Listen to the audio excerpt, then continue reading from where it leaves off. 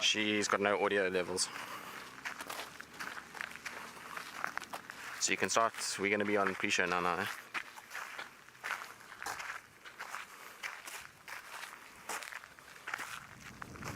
We'll just go slowly.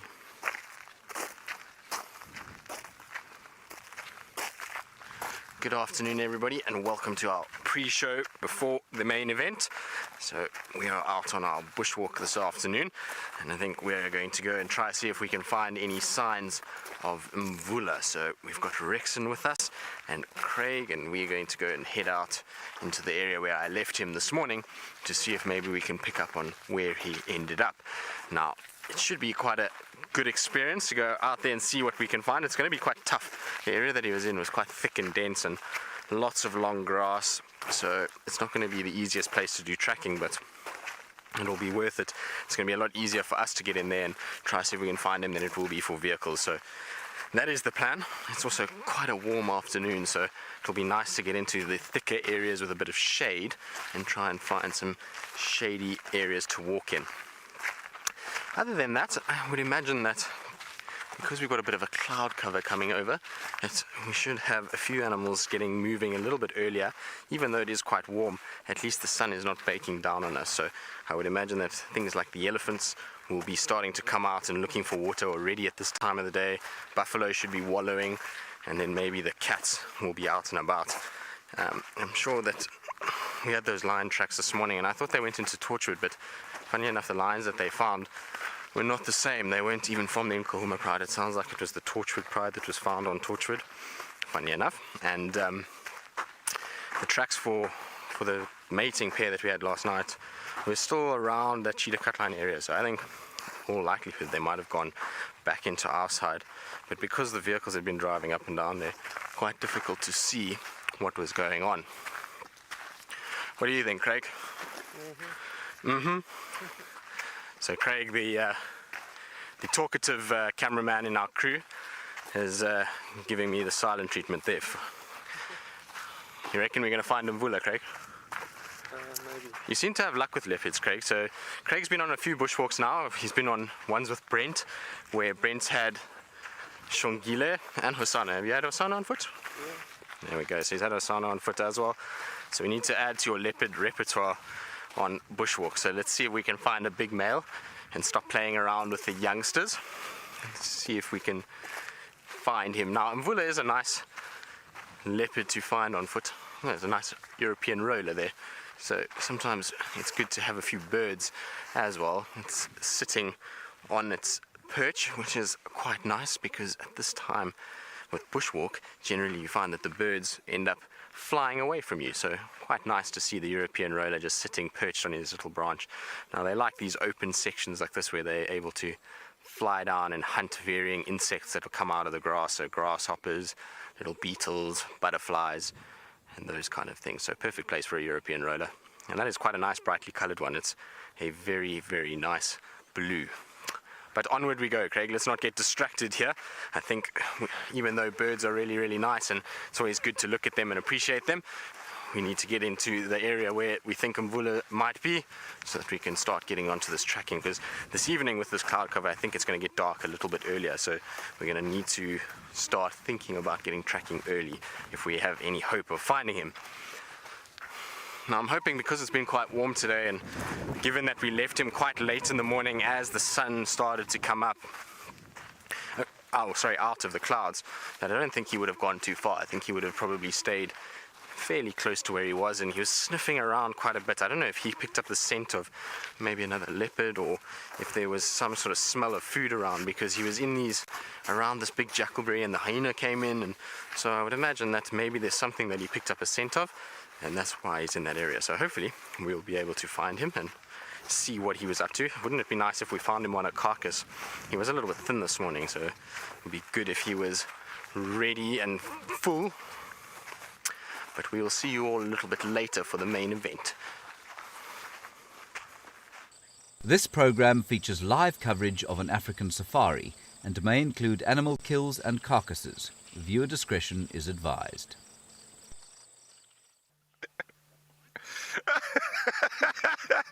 Oh, there's one more pig left. We just had a bet that the warthogs are going to leave before we went live. There's lots of other animals out here. This is Safari Live.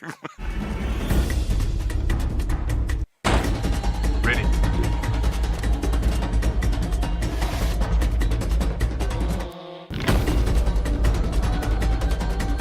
Standing by.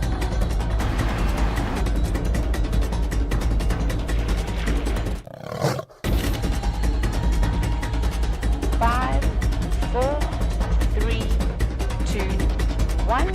You are live, you are live.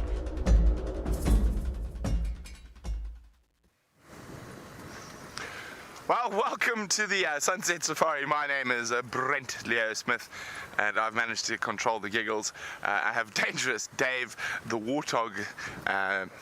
No, I was going to say the warthog chaser. Oh, me? The warthog fiend on camera with me today, and of course we have pale, pasty, and about to be sunburnt Josh from Biome, and we are heading out to see what we can find. It was quite a quiet morning this morning, only Mvula around, and Tristan did say towards the end of drive he saw some female leopard tracks on Cheetah Cutline, so we're going to go have a look in that area. And remember to ask questions, hashtag safariLIVE is the best way to get hold of us, so we'd love to hear from you. Now, it is a very muggy day. It is hot, it is humid, it is sticky, but hopefully we're going to find some fantastic wildlife. Now, some of you will know that I've set myself a challenge of 100 bird species before I go on leave. I think I'm on 16.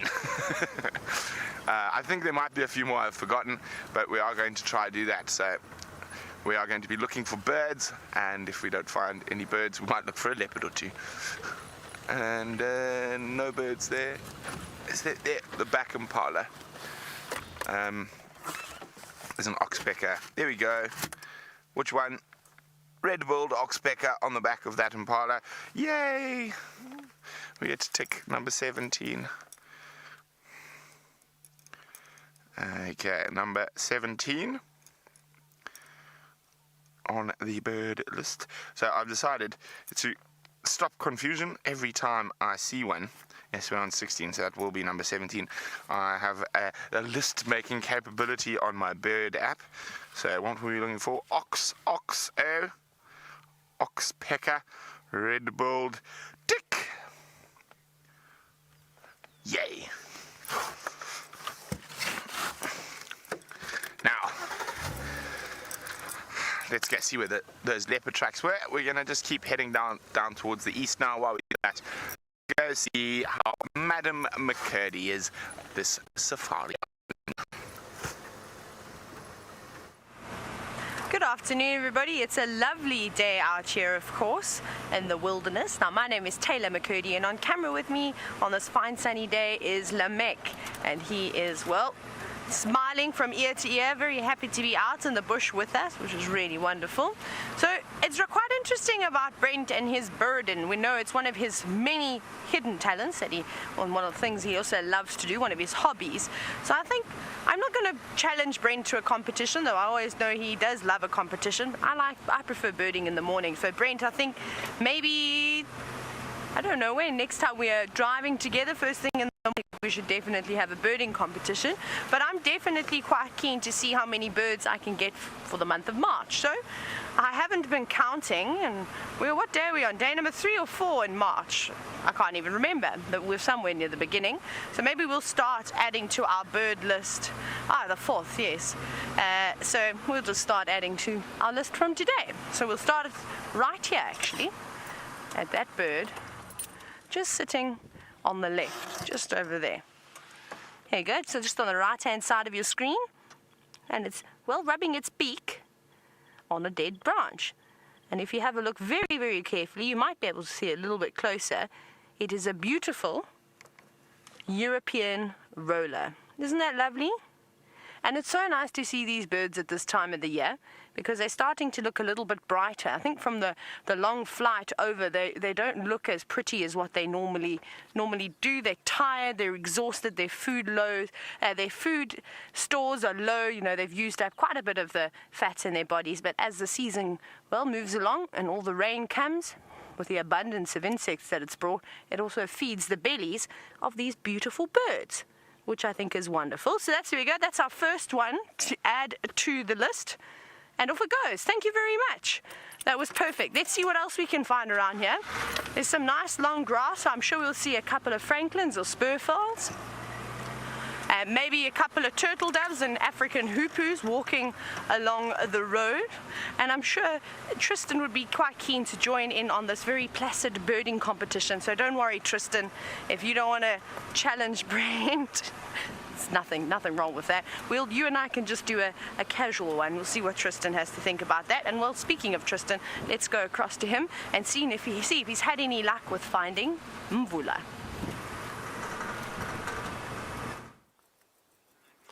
Good afternoon, everybody, and welcome to our sunset safari. My name is Tristan, and on camera today I have Craig.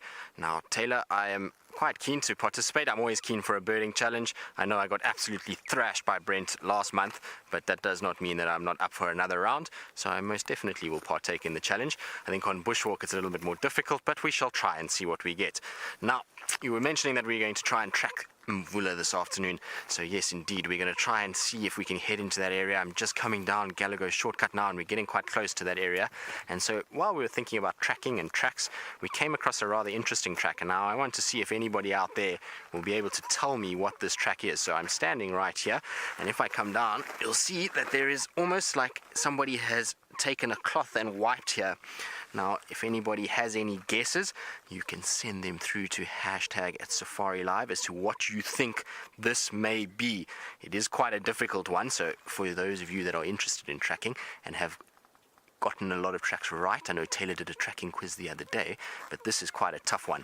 Now, there is a few signs that will give you an indication of what this is, but I'm not going to show you just yet because I want to see if anybody can try and guess it while they are still seeing the harder part of the track. So there is some sort of IDing features that you can utilize, and that is these lines that are running through this. Now, you must remember that this track was made when it was very, very wet, so this would have been from a certain animal that walked here when it was wet and damp. So that's all I'm going to say for now, and those of you who have any idea, like I say, you can send through your answers to #safariLIVE on Twitter. But we are in the area now where mvula was seen. He was seen a little bit further to my west here, so we're just going down into this little riverbed section where I lost him. So what we're going to do is we're going to try and follow that riverbed up, because I think with the heat that we've got today, it's about 88 degrees Fahrenheit or 31 degrees Celsius, so it is quite warm, and it feels very humid and very, very sticky. And so what I think is that he should have found somewhere to lay up in this riverbed system. There'll be lots of little trees and thickets, which is perfect for a male leopard to be able to find a place to rest and to take it easy for the day, and then we'll try and see if we can find him a little bit later. Jennifer, you wondering whether the track was made by a porcupine? No, Jennifer, the track was not made by a porcupine. I will give you a hint as to what made it. There is a track here at my feet that maybe you can work out what it is. So if we have a look here, sorry, the ground is very, very hard, so I'm going to try and just do a circle around it. So you can see as I circle that this track is quite large. So you're going to have to think a little bit bigger than a porcupine. It's not from a porcupine itself. With a porcupine, what we would have found is they wouldn't have left that very smooth mark. There would have been definitely those striations or those lines running through the track from the quills, but there definitely wouldn't have been the smoothness underneath. You would have had normal soil or normal sand, and then those little lines would have gone through, and there would have been a dig in more than anything else. So good guess though. It's not a bad call at all. I'm just checked slowly along. I haven't seen any signs for mvula actually coming out, so I'm sure he's still in here. There we go, Marvin. Well done. It was indeed a hippo. Now, the interesting part about that track was that because it was wet, when the hippo stood, it actually slipped down the road, and so the mud and sand that was on its feet caused those big striations to form, and so it was actually just a slipping hippo. So quite a nice track to see. The other thing that you can sometimes see with hippos, if it's wet or if you're in sandy soil, a slipper, as Lou says. Indeed, Lou, a slipper is a good word for it. Now, in sandy soils or in wet mud like that, sometimes you'll even see the whiskers from his mouth and where the mouth is dragged, and they sometimes leave a very similar print. But well done, Marvin, that's very, very good. And I can actually show you now a very clear hippo track that you'll be able to see what I was talking about. So you can see here, its back foot, or its foot stood like this and then slipped in the mud, and then it got traction there, and there are the toes for the hippo. So nice sort of track for hippos, and a really good start to our tracking exercise this afternoon. Hopefully we'll be able to pick up the tracks for Mvula fairly shortly, and that will allow us to follow his too. Alright, so while we look around for these leopard tracks in the elusive Mvula, let's go across to Brent and see if he's going to take up the bird challenge this afternoon.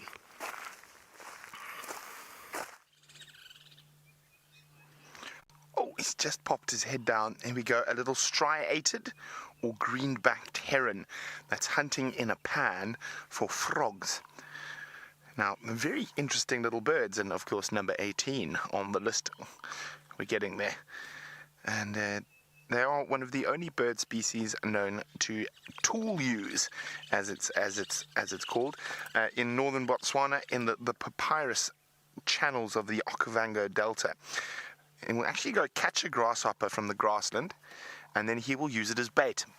He'll pop it down and let it drift down past him, pick it up, do it again till fish come out to try grab the grasshopper, and then he spears the fish with his sharp beak. So very interesting little bird, the striated heron or green-backed heron. Very cool. I'm going to see if we can get a bit closer. And just move so slowly through there. Oh. Quickly, just a nice common one before we move to just tick off the list. The woodlands kingfishers. They're still here. They haven't yet left.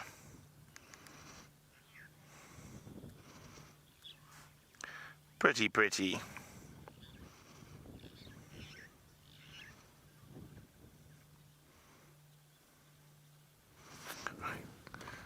Oh, he's going to have a drink.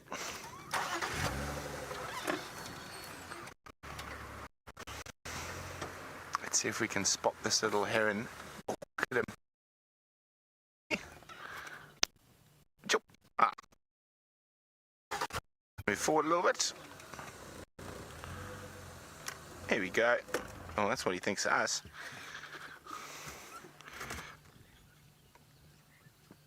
Here we go. The striated heron or green-backed heron.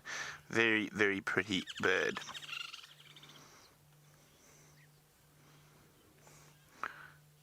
So after frogs and tadpoles here in the little pan, giving his beak a good clean.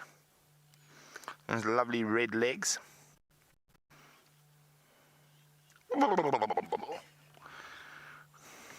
Shame. Well, let's move away, let him get back to his fishing.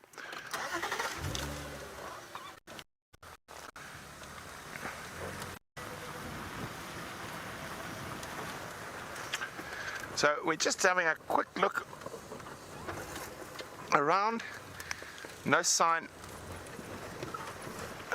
of any tracks of Hosana or Shongile. We're going to keep searching for birds. While we do that, let's go see how Taylor is doing. We're still looking for birds. We've had a couple, but we'll have to try and get them on camera again. It looks like a red-crested coron is just up ahead that's darted into the grass. Let's see if we can have a look. They're quite shy birds, so it might flower. It's actually moving very quickly. Can you see it there, Lamek? There it is. Don't run away, birdie. Now you can, just as it's disappearing away, you can see it's not too fond of the vehicles, but this long tall grass does help it hide away quite easily. Now it's actually going underneath a bush willow at the moment, which is a really good hiding spot, because along with the long grass is also a dark shadow. So if that bird were to stand underneath that big tree, you can just see the darkness under there. It would become completely invisible, and it's nice and cool on a hot summer's day like today. But there we go, bird number 2, a red-crested coron. Wasn't the best sight of it, but at least you got to see it just enough that you could see that it indeed was a coron. They're beautiful birds.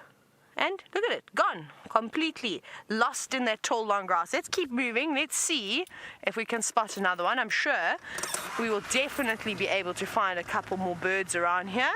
I can see, it's a bit far away. There's a drongo, a fork-tailed drongo. I think it's too far. But, Lamek, can we have a look at the top of the tree just up over there? Yes, you can just see it. Go up to the left. Keep going to the left. Other left. Back to the dead tree. Keep going. There we go. If you go top right, well spotted. Who do we have sitting up there? From a distance, it looks like a Cape turtle dove. The way that it's just preening its feathers. But it is very, very difficult to tell from this distance. So you can't see the red eye. And also, well, you can't really tell how big it is either, can you? It's a bit difficult. The red-eyed dove is a lot bigger than the turtle dove. But just from here, I would say a good guess. We see more turtle doves than we do red-eyed doves. So there we go. That's another one for the list. I'm surprised it's managing to hold on. There's quite a breeze at the moment. You can see those branches blowing around. But it seems to have a very good, good footing at the moment. Hello. Should we see what else we can find? Let's see how many birds we can get in just this short little area. We won't go too far. Let's check around here. Come on, we're the spur fowls and the franklins and the guinea fowls that absolutely love this area. We might actually even have a better luck a little bit later. As it starts to cool down, you'll see the birds get a little bit more active as well. When it cools down, let me see. Nothing just yet. Now this is the hard part. You've got to look up in the trees. You've got to look down on the ground, because like you just saw the korhaan. It's also predominantly ground-dwelling birds. Come on, birdies. I can just see one butterfly buzzing about.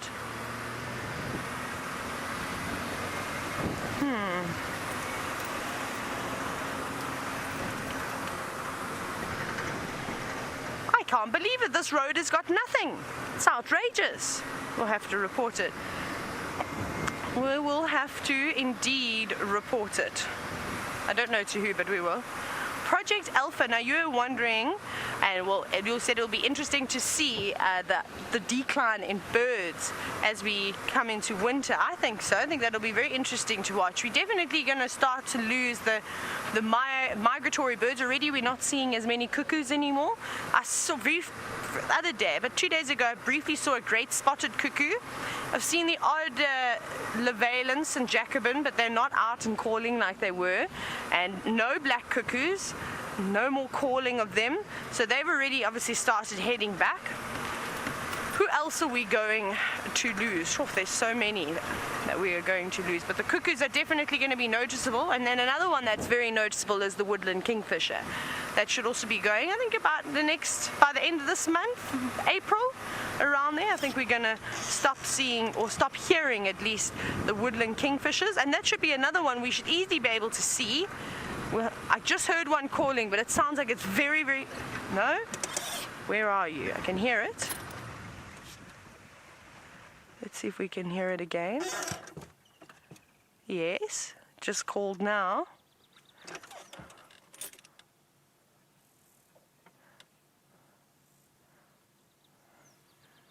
It stopped calling, typical. It called once and then it stopped. Let's go up a bit further. I think it's still quite far up ahead.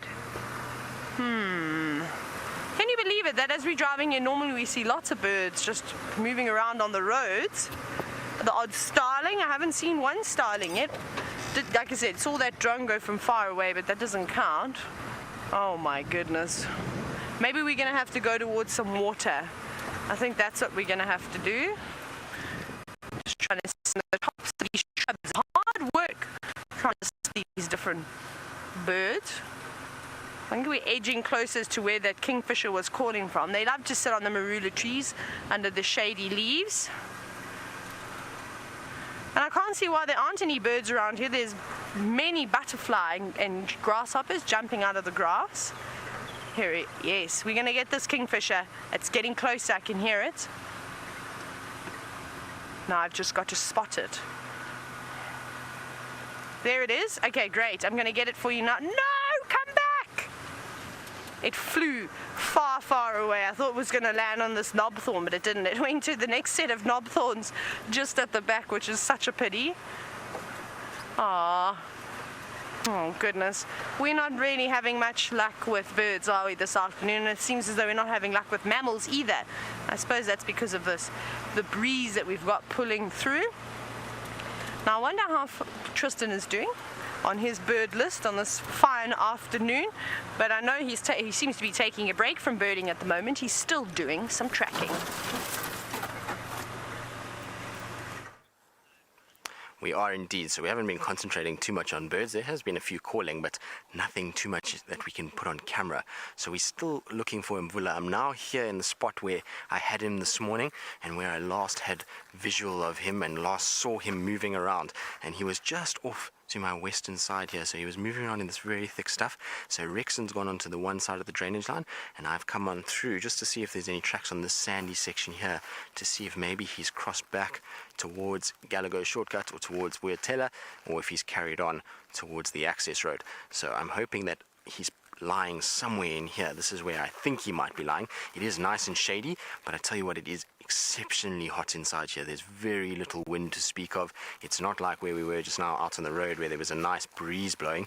In here it feels sticky and humid, so maybe he's going to have found himself a termite mound in this general vicinity that he can lie up where there will be at least a little bit of a breeze, because otherwise he's going to be a very, very, very hot cat. So what we're going to do is we're just going to go through here, and like I say, we're checking on any signs of the sandy section for his tracks. Now obviously there will be tracks from this morning where I had him, because he came down and he walked straight up like this and he went to this Tamboti thicket here where he was sniffing around, and then from there he went around to a jackalberry where he met up with a hyena.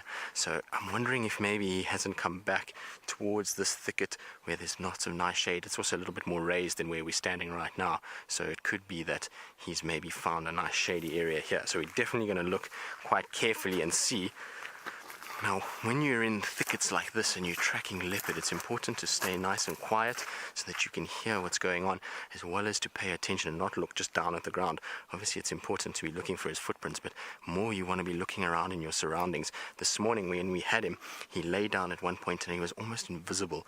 And so when you're walking, you want to be able to look around to make sure that if he is in front of you somewhere, that you spot him before you get too close and cause him to have to either get up and move, or to be upset and to charge at you. So it's always very important to stay focused in these kind of areas and really check very carefully as to where you think he might be lying. It's also another thing is, all the best trackers I've worked with, they tend to have this sixth sense about where an animal's going to go, and particularly leopards, they like to know where they would be hiding if they were a leopard, and they're always able to kind of pick up on those sort of intricate little signs and look in those areas, and generally the really good ones do it very, very well. Now, just trying to see where he went, because from there he came along and then he came up this ridge and then through here. Now, this morning when I lost him, he was coming back in this general direction, so I wanted to check all along here and just see if there's any sign. Rexon's, like I said, gone a little bit further west of me just to see if he can see anything from where I last saw him, which is that big jackalberry that we had earlier. So I'm just going to go slowly along and see what we can find. Now, in the distance, since we're talking about birds, I can hear a emerald spotted wood dove calling, and it's It's such a beautiful call. It's one of those calls that you hear early in the morning, just as that sun is rising, and it's one of my favorite calls. It's a very hollow sound, but as I talk about it, it's now stopped, which is not ideal for when it comes to our birding challenge, because unfortunately, bird calls don't count on our birding challenge, so we have to actually spot. Daniel, you want to know what my favorite bird is? I've got quite a few. I struggle with this. I tend to jump around a little bit, but I think my favorite is probably the crowned eagle. That's the bird that I really love to see the most. We do get them here very, very seldom. Unfortunately, where we are in Djuma is not the best place. If you go a little bit further to the west and you go towards the Manyeleti River, you get massive jackalberry trees and leadwoods along the riverbanks, and that's a really good place for the crowned eagle to spend time. It's more of a forest thicket bird than it is an open savanna, but they really are one of my favorites. They are massive with these huge talons, very, very pretty bird, and very, very powerful. They'll hunt monkeys and small mammals like duiker or steenbok, so very, very powerful with these huge talons that when they come down, they just dig them in and they're able to do a lot of damage. And in fact, actually, one of the first sort of signs of life was found in the cradle of humankind, which is near Johannesburg, so one of our ancestors, and they believe that that ancestor was killed by one of these birds of prey, probably something like a crowned eagle with a talon that went into its skull. So you can imagine how strong those birds are. Right, so we're going to carry on focusing now that we're in this area to see what we can find. And while we do that, let's go back to Taylor and see how her birding's going. We have a lilac-breasted roller, and we actually watched it swoop down right in front of the vehicle. I actually had to apply the brakes a little bit, and it didn't pick up. It snatched up a beetle.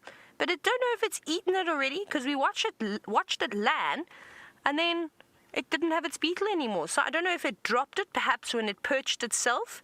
Maybe it didn't have as graceful landing as I thought it did. Oh, but that's a bit sad. It would have been really, really nice to have seen that roller feast upon that very juicy beetle. I don't know what beetle it was, but it looked quite large. It may have actually even been a 2-spot beetle. It was that big. Right, let's go down. Now, this is quite a nice area around here. We're going to go to Twin Dams as well.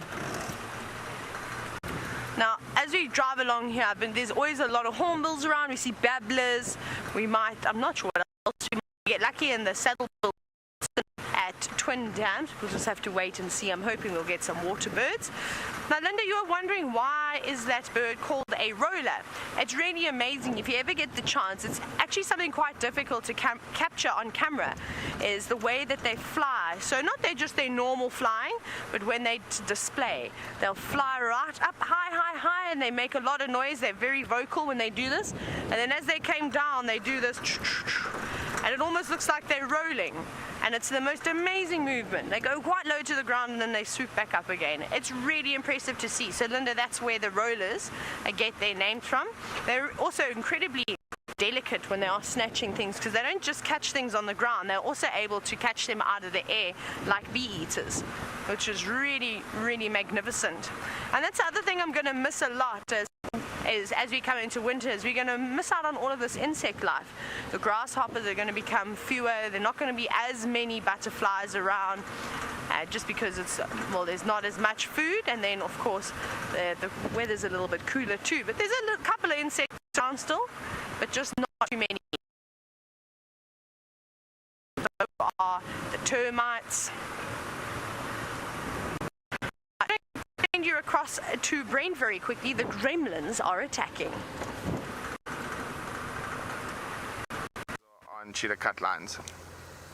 Okay, so I've just been on the radio. I found those leopard tracks Tristan saw this morning. They've gone slightly further the west into this block here. So I'm just going to check the whole of cheetah cut line first, make sure that they don't pop out again. I think it's Karula, Hassana and Shungile, but the tracks have been driven over, which makes it a little bit more difficult. This is also the area where we might get lucky with that mating pair of lions. And of course, we will keep birding. I saw some birds up ahead. Dave, hold on.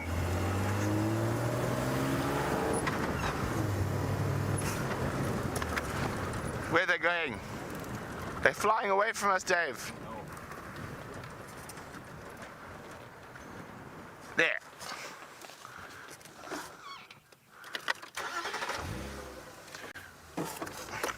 There we go, a flying banana. And of course, the real name is not flying banana, it is a yellow-billed hornbill. And one of our more common species. You can see it's really hot and humid today. So when hornbills have their mouths open like that, it means he's breathing. Now he's actually, if you watch the inside of his throat, it's moving quite quickly. And that's called a gula flutter. And that is, Dave, is a gula flutter a funny word? The way you said it, yeah. A gula flutter is a funny word. David thinks it's hilarious. David, I worry about you sometimes.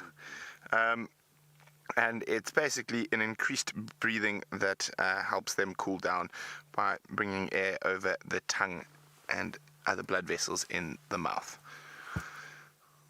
Gula flutter, Dave. Okay, let's continue on.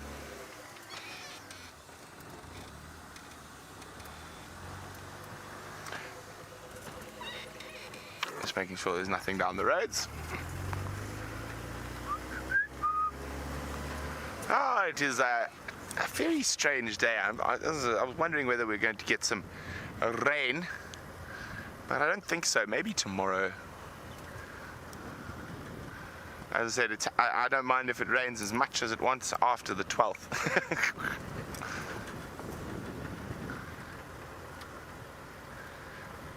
Now, JC Charles is wondering how many seasons does South Africa have? And, oh.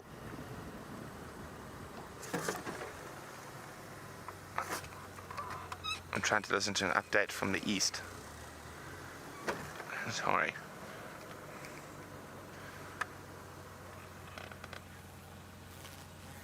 What landed on my face? Andres. Afternoon, Andres. What was that update about Karula?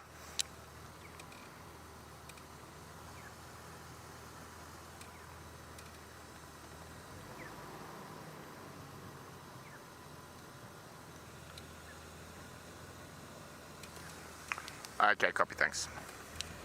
So maybe this isn't Karula, or maybe it's just Karula and Shongile, because apparently Hosana was seen to the south of us in the Mawati River at 12 o'clock.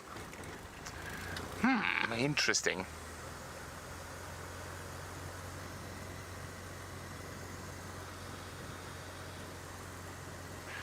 JC Charles was asking how many seasons there are in South Africa, and well, theoretically they're 4, but not practically. They're 2 practically. We got wet and hot, and cold and dry.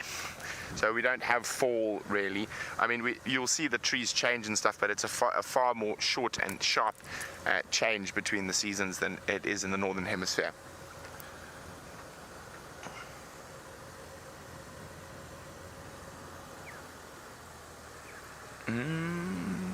Nope. No sign of anything. Okay, I was hoping we might also catch a bird party up on the Crest Channel. A bird party is a group of different species of birds that like to headbang together. No, they feed together. There's a couple of different reasons. They will feed on different things, so they fill different trophic levels, but they're there. The more eyes, the easier it is to spot snakes and birds of prey and other predators. So bird parties can sometimes consist of 15 or 16 different species. So of course, if we're trying to get to 100 species of birds, a bird party is a good party to attend. And speaking of parties, Tristan's girlfriend Ali, it's her birthday today, and her and Jamie are having a combined party with a Mexican theme this evening, so we get nachos. Yes. But while I think about nachos, let's go back to Taylor, see what she's up to. Brains, I hope you enjoy that cheesy situation. Because I just laugh at all my own jokes. Yes, and actually I'm quite interested about the bird party that you were talking about. There's one, speaking of birds. How are we going to see it though? Wait. There are many birds flying here now. Haha, we may have ourselves a bird party. Yes. Can you see them sitting there, Lamek? I'm going to just go forward. It's eating a worm, that one on the bottom branch, or a grasshopper. So if you go zoom straight in where you are now, a little bit down, keep going, there you go, it's on your bottom left hand corner. Looks like a yellow-billed hornbill. It's just moving around. You might have to go in a little bit closer to be able to have a look at it. It's just right there on your bottom. It's jumping up to the left-hand side of your screen. Can we take a closer look, please? There it is, it's hopping. There we go, just on the left. There's a couple of them. Okay, that's not a problem. So those are the yellow-billed hornbills that you can see hopping away all throughout that tree. They're just there on the bottom. There you go, bottom left-hand corner. Go to the left a little bit. Left, other left. Go down. Okay, no, it's fine. Let's find something else. Let's go and have a look at another bird then. But we got them. That's all that counts. Those were yellow-billed hornbills. And they were munching away, eating on all the different things around here. So it wasn't just a bird party, a mixture of bird parties, as I'm sure Brent was talking about. That was just a group of hornbills flushing out some insects together. And often you'll see them doing that, sitting on the floor, whether they're picking up termites that are coming out of their little holes, or if they're just sitting in the grass. And as they move around, very much like a rhino or a buffalo or an impala moves through the grass, they start disturbing quite a few insects. Saw something else flying around here. Let's see, there's not much out today, unfortunately. We did see one steenbok bobbing through the long grass, and then that ran away. They never really stay for camera, sadly. You've got to be super lucky. Here's a great spotted cuckoo. Let me straight in this bush willow, you can see it. You'll have to be very quick with this one. That is quite a cool cuckoo to see, and I was telling you about them earlier. Is calling. And how I've been seeing them, but I haven't really been seeing too many other cuckoos, but there it is. Isn't that lovely? And what a beautiful bird to see, actually. Just sitting in amongst those, all of those leaves, getting some shade. You can see it had its beak wide open, as are most of the birds today, because they're just trying to keep nice and cool. But with this breeze that we have, it does help them a little bit. There is a bit of a nip in the air, which is quite lovely. So maybe we're expecting a bit of rain later. But I think that is wishful thinking on my behalf. This is so cool. But now it's hiding its head. Now let's see if I can get a better view. Let me see if I can get a little bit closer. I don't know, it's probably going to fly away, but we'll creep up to it slowly. Let's creep up to it, just so we can see its head. Don't fly away. Look, it's actually sitting still. I'm going to pretend like I'm going past. Look at it. Look at this good view. That's fantastic. I know there's a tiny little stick, but we are so close to this bird. I think this is the closest I've ever been before. Hello, beautiful. And I wonder if it's not a juvenile, because I've seen it a lot before, where you surprisingly can get quite close to young birds. You might not realize it at first, and they're sort of not quite afraid of us just yet. I've actually seen it with a collared sunbird, which is the sunbird. It's just hopped up a little bit higher. I think that's the end of our view. I think it's just out of reach, but that's okay. We'll carry on. Thank you for that. Great spotted cuckoo. So as I was saying, I had this really amazing experience once with the collared sunbird, which is a beautiful sunbird. It's green and yellow and very small, as they all are, and they were coming down and they were feeding on the aloes. Here's some hornbills. We've now got the other one. So we had the yellow-billed, and we'll see. Don't fly away. No, naughty birds. There they go, up to the top of the silver cluster leaf. Those are the red-billed hornbills. And this little collared sunbird, I walked past and it didn't fly away. So I obviously naturally took a couple of steps back to take a closer look, and I realized that it was a little one. And I was able to get such an amazing picture of it just on my mobile phone, because it wasn't frightened. I took 1 or 2 pictures and then I moved off again. But that was really nice to see, and that's what makes me think that cuckoo, because a cuckoo, how you know how difficult it is to get the cuckoos on camera. They sit there for 1 second on their perch, and then as soon as they know they've been spotted, off they go and hide away in a thicker, maybe a more leafy branch, or drop down into the grass like we saw that korhaan going to. They'll hide under there, but not the hornbills. They've also got their mouths open today. They're also nice and warm. I don't even know how many birds we're on now. We must be on about 6, at least 6 so far. But they're also snacking up in this long grass. There's another one. There are lots of them there. There's a whole group of them. So it might even be some juveniles as well. And are all feeding together with the adults.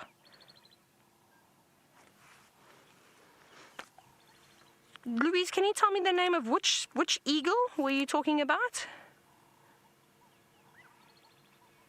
Ah, bigger. Ah, okay. So, Jean, you were wondering if bigger eagles would try and eat something like a hornbill. Yes, definitely. I think if there was an opportunity, they would do so. And that's what we must remember about nature, is that, and especially if you're I'm trying to think, like an opportunistic feeder, which I suppose most predators are, is if there's an opportunity, regardless of what type of bird it is, if the eagle is big enough, it's going to go forward. And that's with anything. It's like a crocodile. It will snatch anything it can, even if it's a person.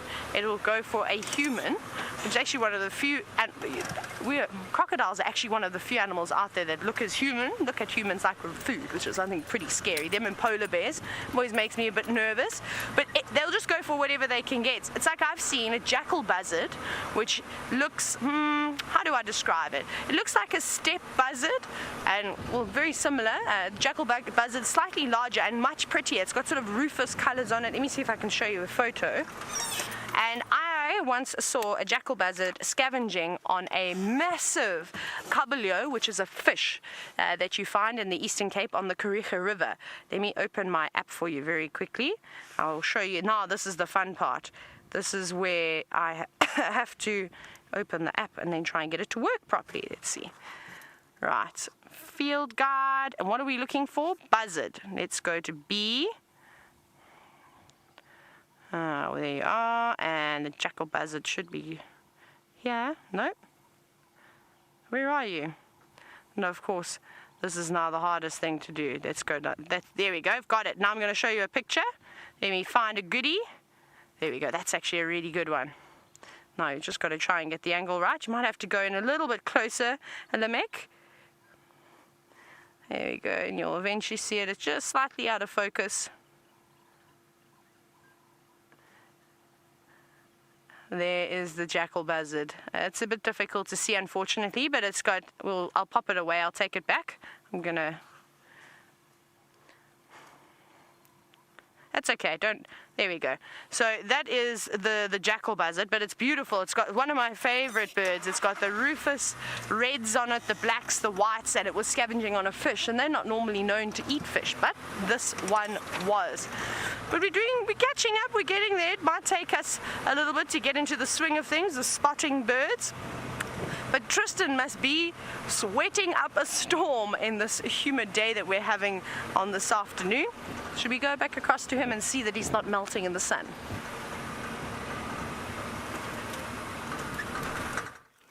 Well, Taylor, I can tell you now, we are melting. It's very, very humid, and both Craig and I are sweating quite a bit. But we have good news, which is that we have found the tracks for Mvula. So we followed all the way through that thicket, which was absolutely horrible. As you can see behind me, it is like a wall of trees. And we thought we'd just come and check towards the main road to be able to see if he's come out. And luckily, we managed to pick up where he has been. So if we have a look here, I've circled the tracks for you, and it's really quite nice because we've got two very distinct tracks here. We've got this track at the back, which is a very rounded track. So if you had to draw a circle, you would get a nice round appearance, and then at the back here is a more oval track. Now this is his two different feet. So this is the front foot, the big round one is the front foot, and then this is where his back foot has stepped as he's been moving. Now this is pretty typical of a leopard. It means that he was moving quite quickly. Generally they will direct register, which means that the front foot will step and the back foot straight over the top of it, but as they start to move a little bit quicker, so the back foot then comes forward. Now the reason why we also know that this is a male track, which is a nice trick to use when tracking leopard, is that on their back pads here, so you can see we've got these two lobes that stick off the side. Now, on a female leopard, it will be a slightly different shape. So with a male, if you take your piece of grass and you go and you follow the edge like this, it will always bring you back into that area and make a circle. With a female track, you'll end up with a situation, if this is her back of her pad, like that, there will be a very angular section, so that if you took a piece of grass and you followed round, your grass stalk would go outside the track and not back into it. So that's always a good way to be able to utilize a method to find out male or female track. It's quite an interesting one. You obviously get a little bit of anomalies where it will be not as clear as what Mbula's is, but generally it works really well to identify male and female. Now, he is walking straight up Vuyatela access, which is not ideal for us because it is a very busy road. So there will be a number of vehicles that would have come up and down here, and we can see his tracks have actually been squashed by quite a few cars. So it means that he walked here probably, I would say, this morning after we lost him, maybe carried on towards this area. So it's going to be quite a long effort to follow him. I think generally from here, if he follows a normal pattern of what we've seen with him, which is really anyone's guess at the moment because he's no longer territorial, so he doesn't really have a normal pattern, but generally from here he's going to start heading towards Simambili, which means he'll go towards a road called One-Eyed Pan, which is a little bit northwest of where we are now, and if he follows this road straight, it'll take him pretty much there. So we're going to try and see if we can follow up on these tracks and keep going on them and see if maybe we can find where he's gone. Now, I'm hoping that given the heat, like I say, that he's found an area where he can just lie down and relax, and we'll be able to find him under a bush somewhere, or even better on a big termite mound in a shady tree. But I see Rex has carried on, so Rex carried on following the tracks while I was pointing them out to you, and he's still going up the road, so much easier to follow Rexon's tracks than it is the male leopards. Rexon has a much bigger boot than what Mbula does. Alright, so like I say, we're going to carry on going and see where these tracks take us. At the moment, straight down the middle of the road, which is really nice. And so hopefully he continues and then just lies somewhere close to the road, and it'll make it very easy for us. So while we do that, let's see how Brent is doing and how he's going with the bird challenge.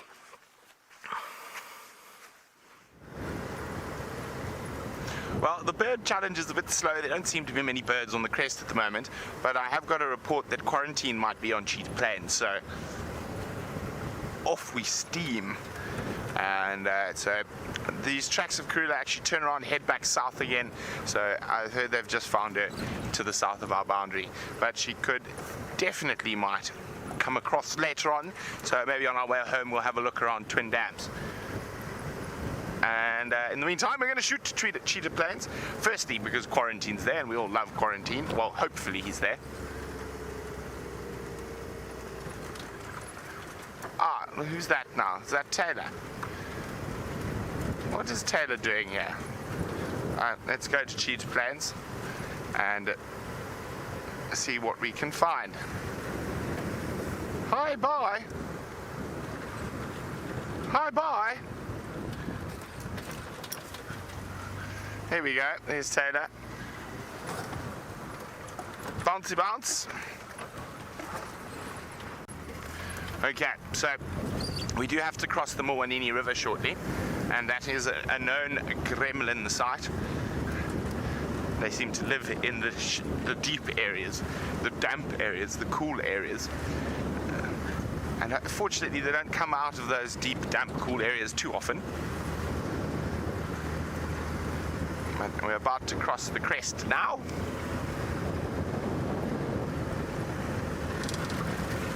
Okay, well, we just saw Taylor, so let's go see what she's up to. Hang on, I wonder, I think these, no, they just flew away. There were some, oh, that's such a pity. There were two doves just sitting perfectly on a broken branch, but so typical as you see them and you spot them and then they fly away. And I was thinking if it was maybe those turtle doves that were nesting on Cheetah Cutline. Let's see if I can remember exactly where that nest was. Maybe we'll be able to find it again, just to do a quick checkup, seeing as though it's probably one of the last nests we'll see this year. I think it was here somewhere. I've just got to check very, very carefully. Sure it was on this one. Wish my old tracks were still here, then we'd be able to see it nicely. Let me just go forward. No, I don't think it's there. Okay, that was a tricky one, and I didn't save a pin like I normally did, which was silly of me. That'll teach me. We'll keep going up here very slowly though. I'm sure we'll spot it again. I don't know, that tree just looks so familiar. Unless that nest has been blown out, which wasn't a possibility. Doves don't make the greatest nests. It's sort of these stick nests, but they're not very, it's not a very neat cup nest. I don't know, well, sort of. But I think that there are other birds that are much better at making nests than the doves. They're a little bit untidy. No, I think that was the tree. Let's just try one look at this bush willow. But I don't think it was this one.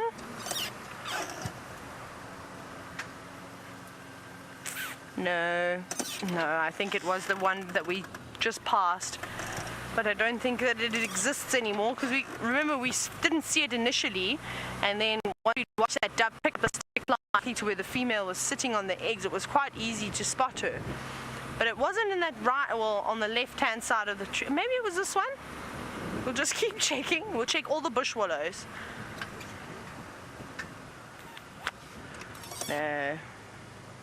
No, this is very difficult to spot with all of these leaves. Okay, that's not going to work. Okay, we'll leave it. We'll just have to stumble across Mr. and Mrs. Turtle Dove one day soon.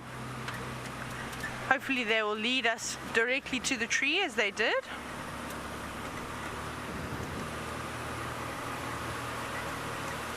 Wow, Lily, that's a good question. Lily, you're wondering if a really, really, really big bird would go for a small child.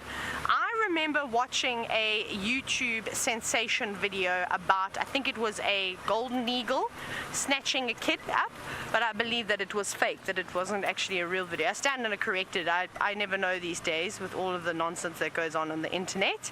I don't think so. Oh my goodness, I don't know what that kid would have to be completely on its own. I mean, even just the sound that a baby makes sometimes I think would deter a bird. If a baby were to cry, that would attract predators if it was out here in Africa, the hyenas, lions, leopards and things like that. But I don't know if it would attract a bird so much.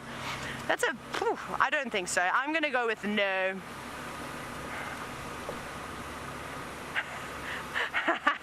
And Louisa's just told me that Megan, who has just started with us at Wild Earth, was saying that her mom was actually quite scared that an eagle would fly over and snatch her up, which I think is it's actually quite cute, don't you think? No, but I don't think so, Lily. I think that, I don't know if there's any eagles big enough to snatch up a baby, an infant, yes. But the chances of that happening are so slim. I don't think it's very possible. It's a tough one to say. I suppose anything is possible, isn't it?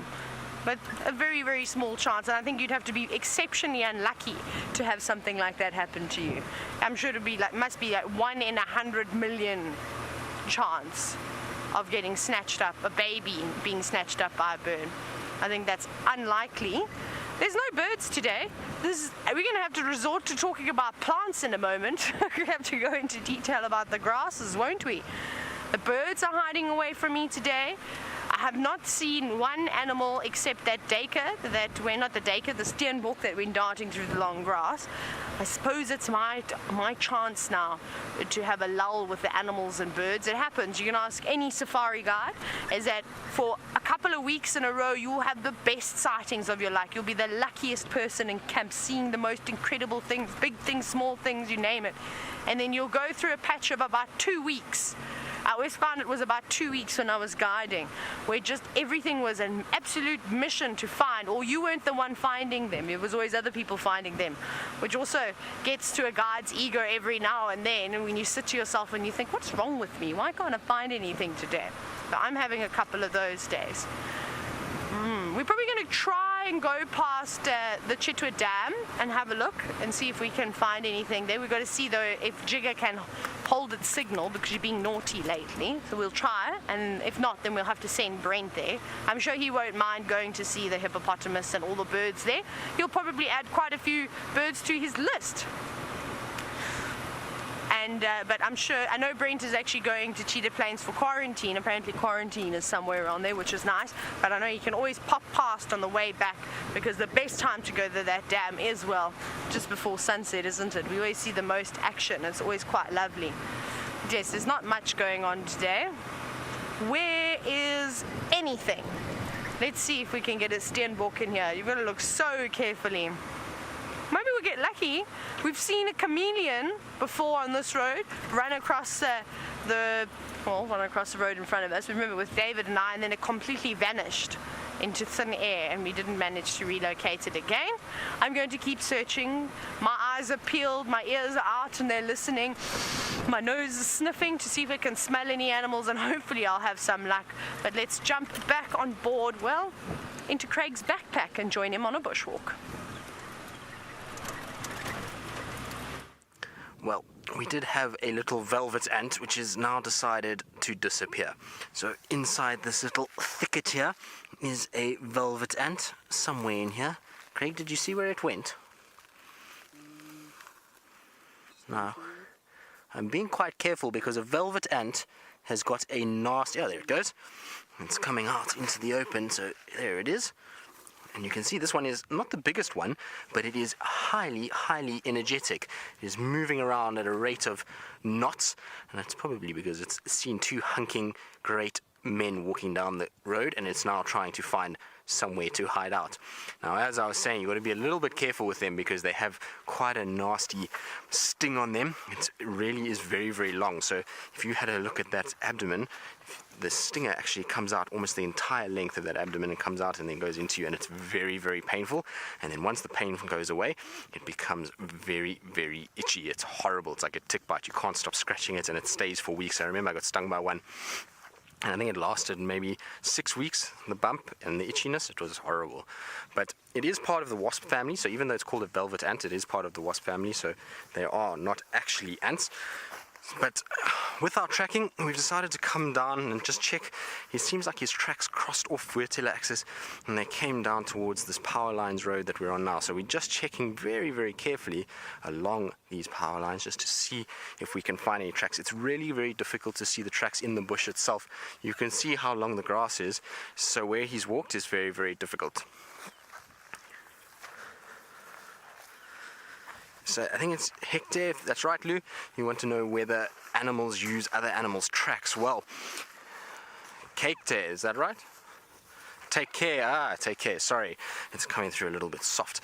Take care, sorry about that. But you asked whether other animals will utilize tracks to be able to find one another or to use them to track the other animal down. Well, they do. If you watch lions, you'll find lions will sometimes follow either their own tracks to find the rest of the pride, or they will follow buffalo tracks. You often see a lion going with its nose to the ground, and then it picks up buffalo tracks and buffalo dung, and it is able to then locate on that herd. They'll also use the sound that the buffalo make to find them, but a lot of animals will scent from the track that is left behind, and you'll find things like lion and leopard often scraping their back legs while they urinate, and so there is a scent that gets put onto their feet, and as they're walking they're carrying that scent with them as they go. So there are those uses for it, but the actual footprint and the shape of the footprint, no, I don't think any of them actually recognize that, oh, here is a lion track. It's more a scent than anything else. Alright, so we're going to carry on seeing if we can find Mvula. He's making us work quite hard, which is good. Burn off the calories that we're going to have in our nachos and Mexican party this evening. And while we do that, let's go across to Taylor, who's got some feathered friends.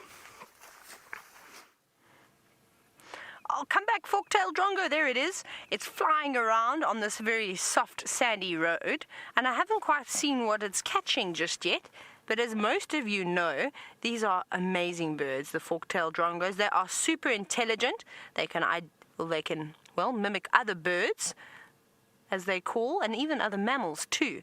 It looks like they're going after flies, doesn't it? Because every now and then you'll see, wait till you see what it does. It sort of flies around, then flutters around the grass, does a bit of a up and down circle around, then lands again and munches on something very small. So I wonder if it's not going for those small biting flies. You often see them sitting down on the sand too. And something like a drongo, there's very few birds out there that are capable of catching flies. They're so swift and really, really quick. Speaking of flies, there's one that just bobbed past your screen. I'm sure you saw that very quickly. But they are very cool birds. Look at that.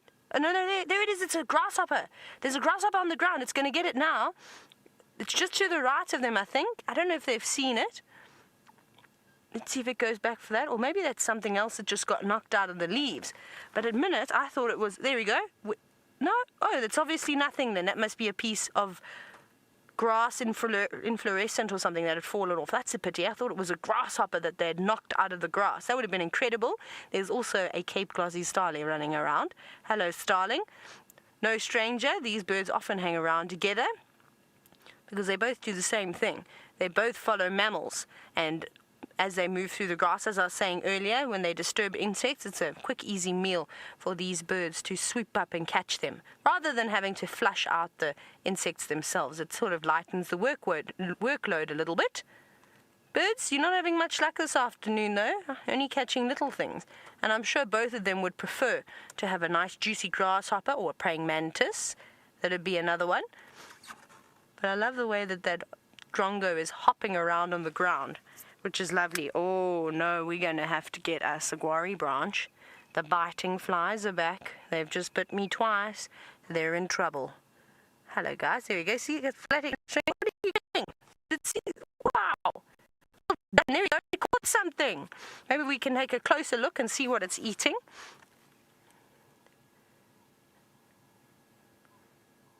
Oh, another one's just landed. So this is a popular area. Actually, a roller has just landed. Can we go back to the middle of the road? Pretty much in line with that drongo. There we go, just to the bottom left-hand corner of the screen. If you zoom out a little bit and go to the left. There we go. There's a European roller that's joined this little bird party too, and it also was eating on something just a minute ago. It looked more like a butterfly. And off it flies, not hanging around. Just popping in for a very, very quick visit. The drongo's back though. Starling, you might be outnumbered here. I think that the drongo's doing a better job than you are at the moment, but it doesn't really surprise me. They're not as graceful flyers as the drongo and the roller. They really aren't acrobats in the sky. They need to catch, I think, the slower moving things. Did I ever tell you the story? I think I have. When I was in the Eastern Cape, and unfortunately there weren't very many red-billed oxpeckers. They went extinct in the late 1800s due to types of pesticides that they were dipping cattle with, and eventually it affected the ticks, and then it indirectly affected the oxpeckers, so they all were wiped out. And I watched the most amazing thing. It's almost like the Cape glossy starling started filling the roles of the yellow-billed oxpeckers, because they were flying up and trying to hover as much as they could, but luckily for them, the Eastern Cape, there's lots of wind, so it helped them a bit, and they'd fly up to a giraffe's backside and actually pull off the fully engorged ticks. Now, I haven't seen many things like that, and I specifically saw it on this game reserve that I was working at, so I don't know if it was unique to that specific area, but the Cape glossy starlings love to feast on the big engorged ticks that they would remove. They would physically pull off of a giraffe, which I thought that was so exciting. Brent has been zooming around, and he has zoomed all the way to Cheetah Plains. He got there very quickly. Let's go and see if he's got a surprise for you.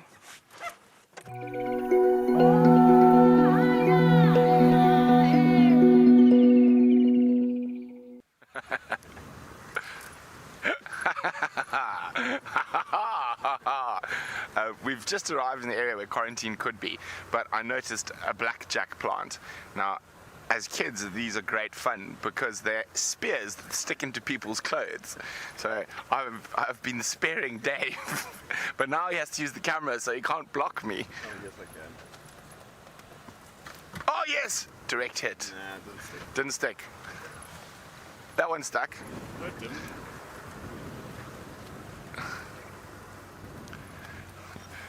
Dave, your focus is soft because we're teaching people about how you can stick people with blackjack seeds. So of course this is one of the methods of dispersal for this plant. So as they get older, they become even more sticky. There we go.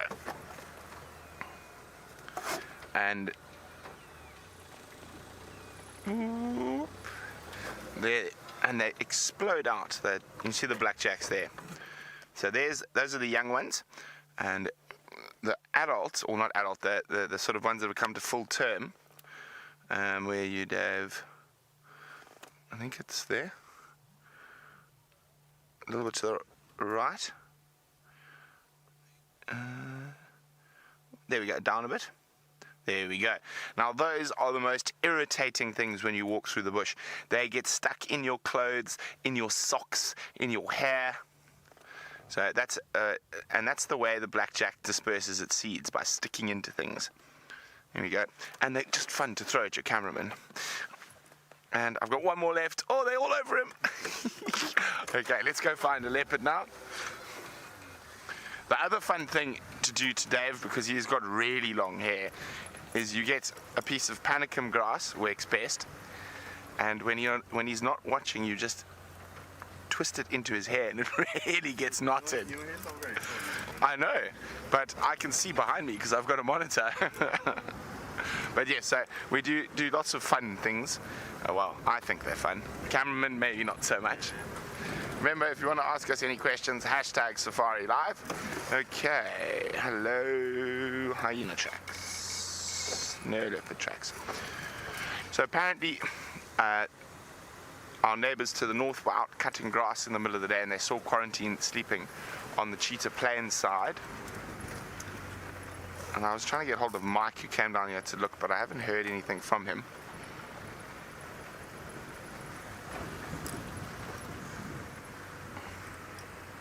Let's try again. Shanae. See if Shanae knows where it was.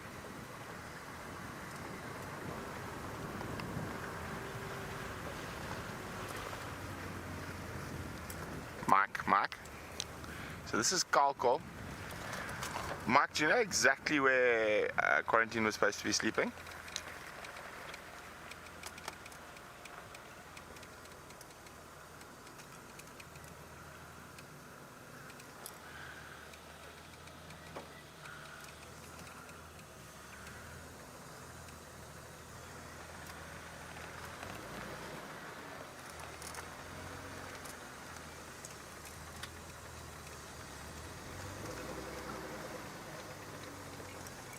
Copy, have you checked here yet?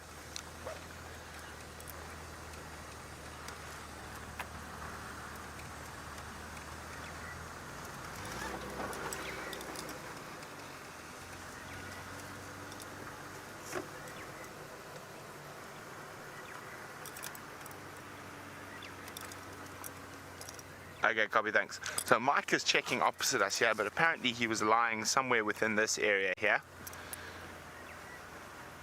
Now, of course, all he has to do is go flat and he'll vanish at the moment. So let's hope he's climbed a tree.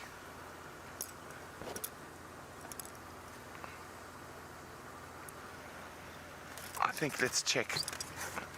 I think I know where to check. I think if I was Quarantined, where would I go? I've got an idea. I think we're gonna just check Cheetah Plains Pan quickly, but there is so much water around, it's unlikely you'd walk all that way just for a bit of water. Well, just to get it off the list quickly while we're hunting for leopard. Oh, there it goes, a fork-tailed drongo. And also, I just want to have a quick listen. The grass is incredibly long down here in Cheetah Plains at the moment, so it makes finding leopards that much harder.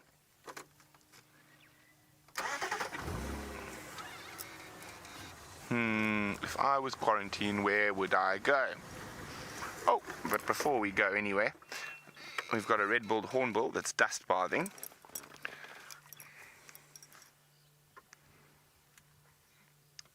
Oh, no, he's finished dust bathing now. Come on, give us a little dust bath.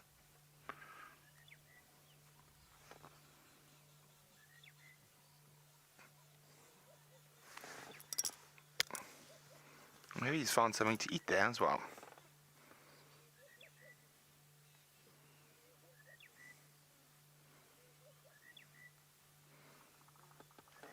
I can hear some testiculars alarm calling. And you can hear me smacking the biting flies. I just want to go check where those testiculars are alarm calling.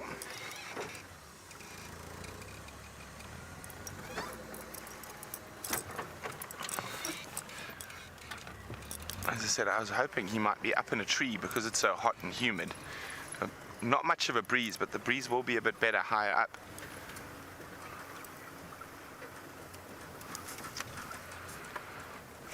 Oh, I mean, you can literally drive over a leopard without seeing it in this grass.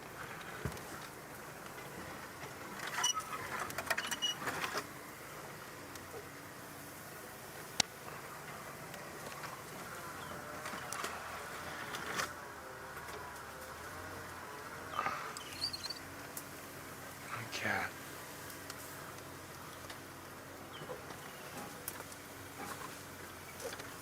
So he's probably going to be in the shade. The one thing we will probably be able to see is where he's lying, where he has lain, because he would have flattened the grass if he's been there for an extended period.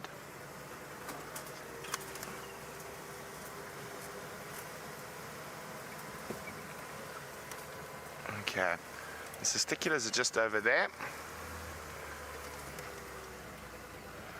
And while we travel through a sea of grass, we are fortunately in the vehicle, so we don't get too many ticks on us. But the ticks do like Tristan, so let's see how he's doing on bushwalk. Indeed they do, Brent, and I'm probably covered in them. I'm actually too scared to even look down after the grass that we've walked into. I think it's going to be a problem that I'm going to deal with later, which is probably not the wisest call, because once they are embedded, then the damage is done, and that is the end of that. Now, what we've done is we've done a big loop around where we had his tracks going into this thicket over here, and there are no tracks coming out, and we had testiculars alarm calling and some southern black tits also alarm calling. So we're going to go back to where we had those and try and see. I think that maybe he was lying down close to where we originally saw the tracks coming off the road, and I think that he's maybe somewhere there.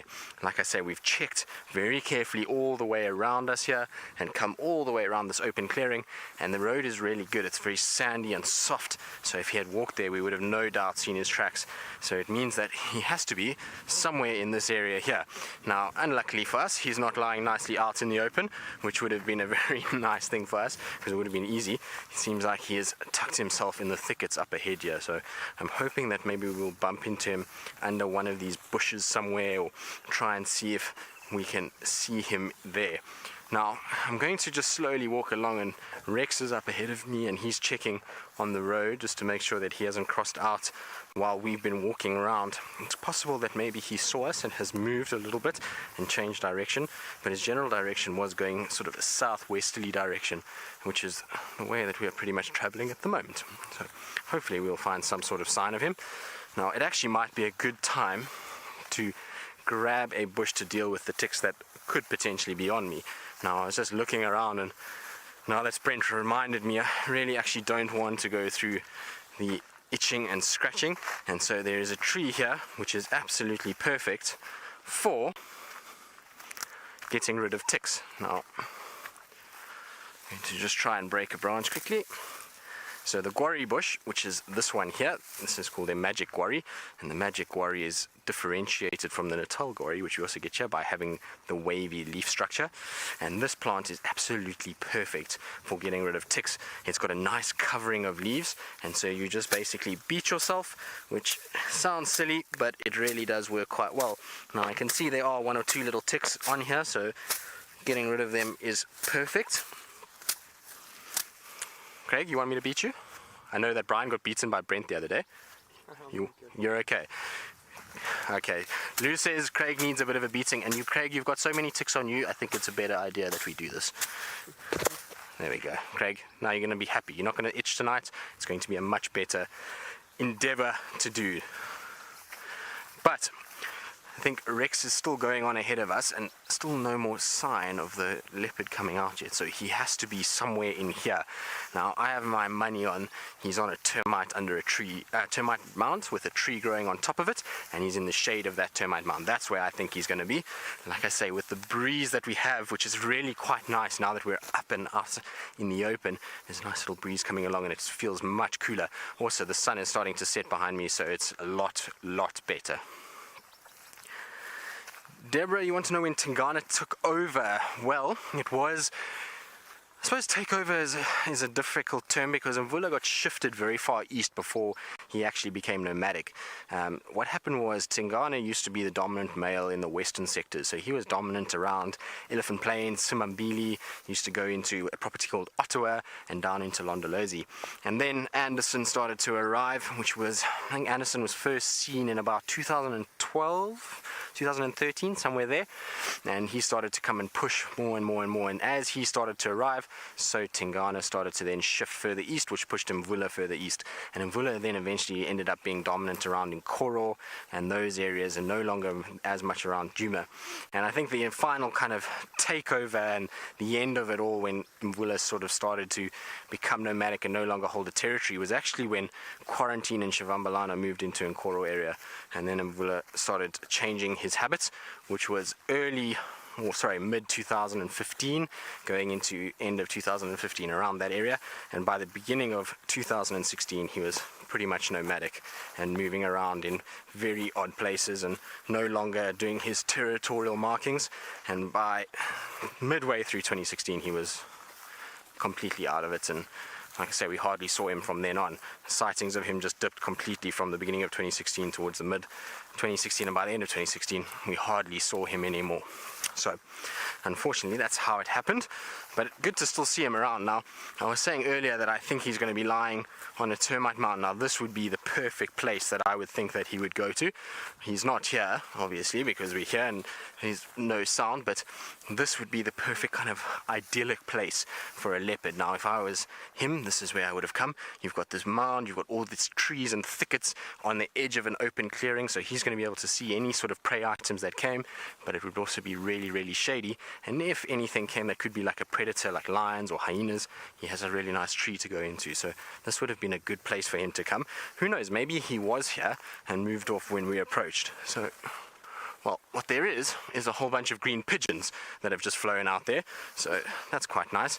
Now I'm just trying to see if there's any signs of fruits on this scotia, but there isn't. So sometimes the green pigeons go into these trees when there's some sort of fruiting, but there's none there today. Alright, so now we've got some exciting news. We're going to carry on trying to find Mvula, but I believe Brent has found the other spotted cat that occurs here, so let's go over to him and see what they're up to.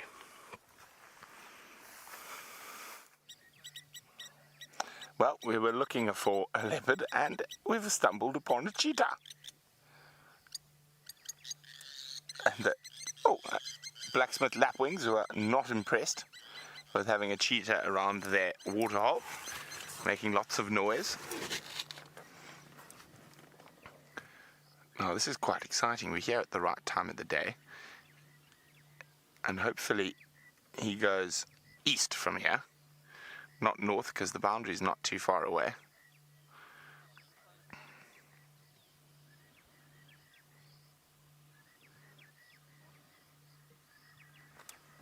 They are such beautiful, beautiful animals,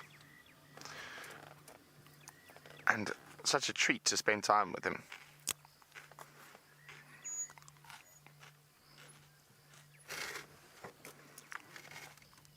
You can see it's hot and humid, and that's why he's breathing so heavily. Panting away.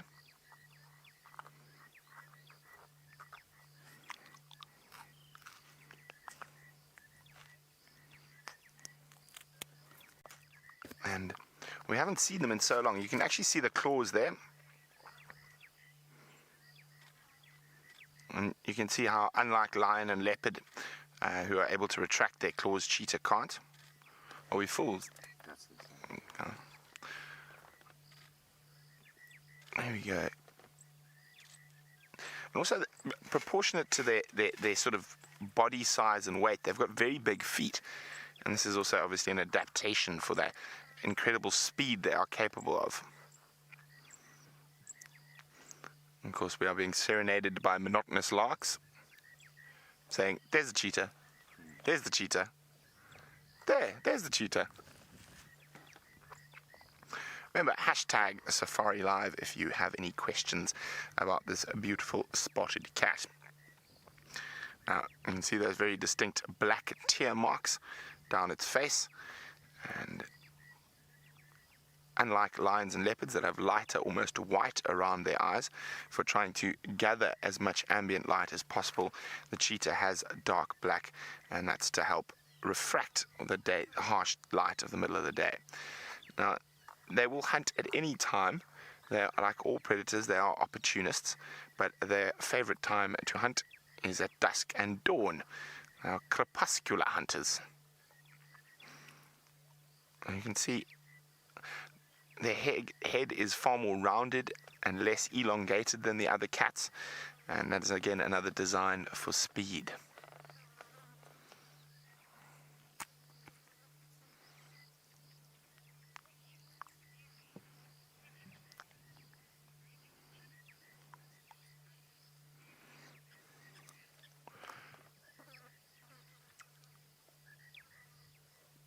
Of course, Mary and lots of other people are wondering whether the Cheetah brothers have been reunited. Well, we haven't seen them reunited for quite some time now, well over a month, maybe even a bit longer than that. So they might have, they might not have. You must remember they spend most of their time outside of our Traverse area, so we don't get to follow them as much as we would like.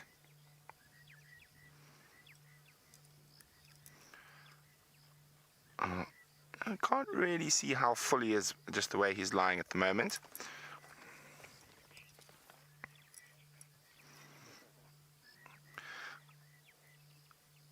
Hello, Logan. Logan wants to know, what is a cheetah's success rate to making kills? They're slightly higher than the lion and leopard, probably around 20%, but they lose a lot of their kills to other predators. Hyenas, lions, leopards, wild dogs will all chase them off a kill. I've even seen vultures chase cheetah off a kill. They are so finely designed for speed that any slight injury could put a real big risk to their hunting. So most times they will avoid conflict and rather run away. I think whoever came up with the saying "scaredy cat" was after seeing a cheetah take off after seeing a male lion. Now, if I was a cheetah, I would also take off.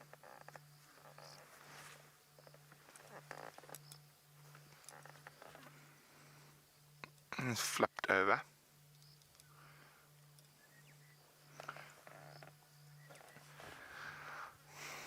I wonder which way he's going to go today. There are quite a lot of people who will want to see this, so we will stay for as long as possible.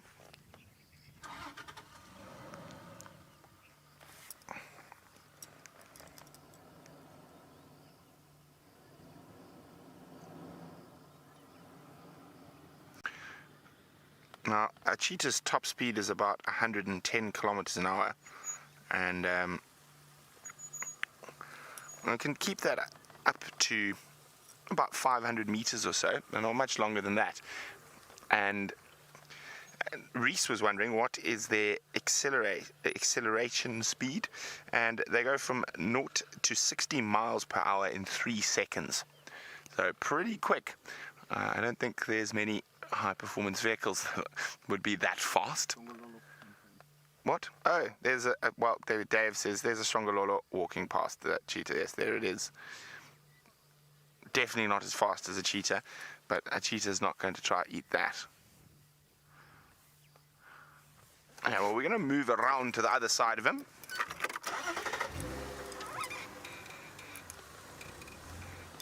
It would be lovely to see a female cheetah one of these days. So they are highly nomadic till they have cubs, and when they have cubs, they do stay in an area for a bit longer. Now, there's a strong possibility that Mr. Quarantine's also very close by. So who knows, maybe we could see 2 spotted cats in one sighting. The first time I ever saw cheetah on safariLIVE was they were being chased. It was one of these, or there's these cheetah. Whoop, that's the fun about long grass at this time of the year. You can't see the stumps.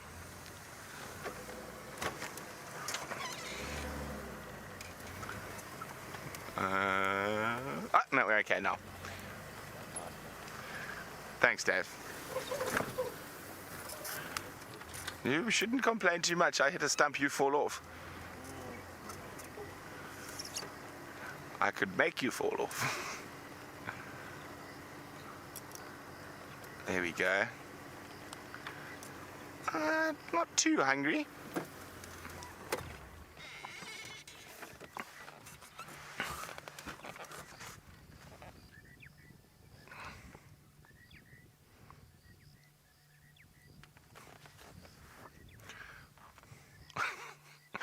I love how flat they get to the ground. And of course, this is one of their defense mechanisms to stay hidden. And you can see how their head is often sitting up, and to another predator that's walking by at a distance, it might just probably look like a pile of elephant dung. That rounded head. Come on, spot some impala. If you go the way you're looking, there's often a herd of male impala.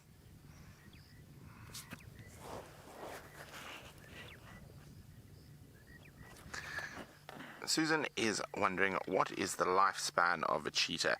Well, it's pretty similar to the other big cats, but normally a little bit less. So a male cheetah, 10 to sort of 13 years in the wild. Sometimes a little bit longer, sometimes a lot less. Now, the word cheetah actually originally comes from Hindi, and it means variegated.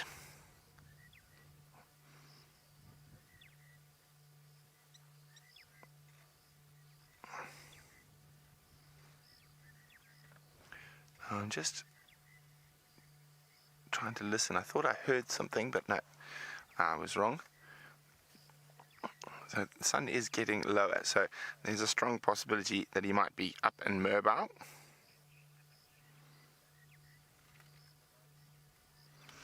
Now, while he's a flat cat, we're going to sit here, wait to see if he gets moving. And while we do that, let's see how Madam McCurdy is faring. We're still bumbling. We're actually on our way now to check towards Sydney's dam and hope that we'll have some luck around there. But for the moment, it's very quiet. We did just bump into Tristan, so I had a quick chat with him. And I did see that they'd circled some more leopard tracks, what looked like leopard tracks as I briefly passed, so that's quite good. So we think, and Rexon was actually quite positive, he reckons he's just laying down not too far from where they are. So I'm just zipping along Aubrey's Road at the moment. I'm going to go towards Bivels Cut Line, then towards Sydney's Dam, have a squiz around there. I think after that we'll go past Triple M, just to make sure that Mvula doesn't go, hasn't crossed west. And it may be a bit strange to hear him going so far away out of his territory, but he's almost got to that age now where he's just living the fun life. He walks around, he doesn't often mark territory, he's not really calling and sort of vocally declaring that he has a territory. Yes, he hangs around up top there in the sort of northeastern corner. He likes that block. Him and Gajima obviously have an understanding between them that they love it around there. But other than that, there's not too many more male leopards up top there, so they've got quite a big area to themselves. I'm not sure what's further north and east of them as you get towards the Kruger, what leopards hang around there. But yeah, he actually lives quite a nice life at the moment. He feeds off of buffalo carcasses that lions have killed. You know, he has a great time. He's sort of it's like he's in temporary retirement. He's sort of in that in-between stages where he wants to work a little bit. Hang on, who is walking here? Some very old hyena tracks, I think, from the morning. Right. Going along here. Well, there's lots of elephant tracks around at the moment. I just don't know how fresh they are because the wind has been gusting quite a bit. But I have seen our first mammal that we're going to get on camera, and it is going to be impala. Let me just find a nice gap. Massive herd of them. We should get a good view. That was actually nice. Let me go back a little bit.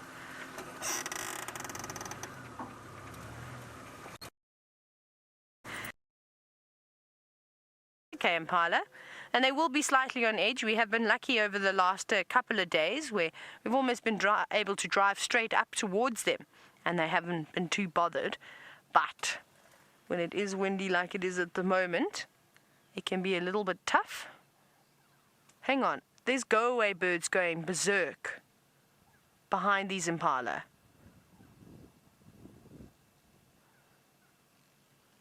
I don't think you can hear it. It's very far away, but it's quack, quack, quack, quack, quack. They're really going crazy about something, but it could be a snake. It could be an eagle. It could also be a leopard, but you can see the impala aren't reacting to it. So it makes me think that it's maybe a bird of prey or perhaps a snake. And those impala can tell the difference between the various alarm calls that the birds give off. And of course, vice versa, the birds can tell the different animal species that impala will be alarming for. And if it is a bird, a big raptor or a snake, the impala are not going to be particularly worried about them. Because it does sort of sound like they're going a little bit more ballistic than they normally would, which makes me think that a leopard is not necessarily a go-away bird, biggest predator, but a snake or an eagle would definitely be so. And they're still going crazy. But nothing from the impala. They're grooming, eating, going about their day. Oh, lovely. So we're going to go and shoot across quickly to Sydney's Dam and see if we have any luck over there. But thank goodness we managed to find these impala. I was worried that... Oh, no, hang on, elephant. Woo! Yeah, hold on.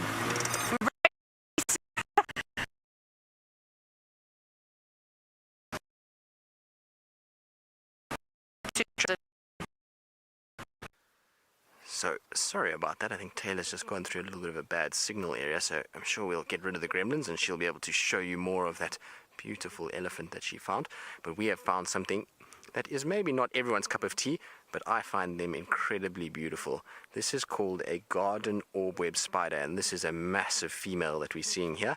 You can see if I put my hand there, just how big she is. She is quite large, so we get quite big spiders out here, and she will have been growing through the summer months, and she's put up a web very close to the pathway where we think Mvula has walked. And it's quite interesting. When we first arrived, she was actually busy feeding off a grasshopper, but because of the wind, she got a bit disturbed on our approach and came rushing up to the top of this tree. So I've just gently bent over the branches just so we can see her, and being very careful not to damage her web in any way, and just so that we could get a beautiful view of her. Now, you saw that she had the most amazing coloration, so she had these bright yellows and blacks, and that's all there to tell any predator that comes past, particularly things like birds, that I'm venomous and not edible in any way, so don't come near me. And these orb-web spiders are quite amazing. They'll build such a strong web that they'll be able to catch even small birds. So I've seen things like red-backed shrikes, sparrows, and varying other small birds flying into these webs and actually being caught up, and the spider then consuming them, which is absolutely incredible. And they reckon that if you had to take this web and upscale it to about a 3 centimeter diameter, then it would be able to build a net that would be strong enough to catch a Boeing at full speed and hold it in its web, which is pretty insane. So it just shows you how strong a web is that these guys build. Now, there was another type of spider here which has unfortunately disappeared, and with this wind I highly doubt we're going to be able to see it. But there is a tiny spider that will parasitize the web of a golden orb-web or a garden orb-web. It's called a dewdrop spider. Now, like I say, there was one little one, but with the wind it's going to be impossible to keep it on a camera. Now, this dewdrop spider looks just like a drop of dew on the web, and that's where it gets its name from. But they will come along and they sit here and they wait for this beautiful orb-web to catch something, and then they move along, and as the orb-web gets its full, it will be able to then... Hold on, I just want to let go of this branch so that we don't disturb her anymore. Oh, she's coming down towards the main part of her web now. And so as she catches something and feeds off it, then the dewdrop spider will come back and be able to feed off whatever this orb-web has caught, and basically steals from the orb-web, which is pretty incredible. And like I was saying to you just now, that she was actually feeding on something. You can see she's busy building and constructing the web again, which is amazing. Now, we didn't break any part of this web when we bent over the tree. The web was perfect, and I think what she's doing is just making sure that all the anchor lines are still perfect and that nothing has been damaged, and so she's just checking out her web. Also, the dewdrop spiders that were here, they were building in between these anchor lines, and so maybe she's just wondering who's actually been adding to her web. But isn't that incredible?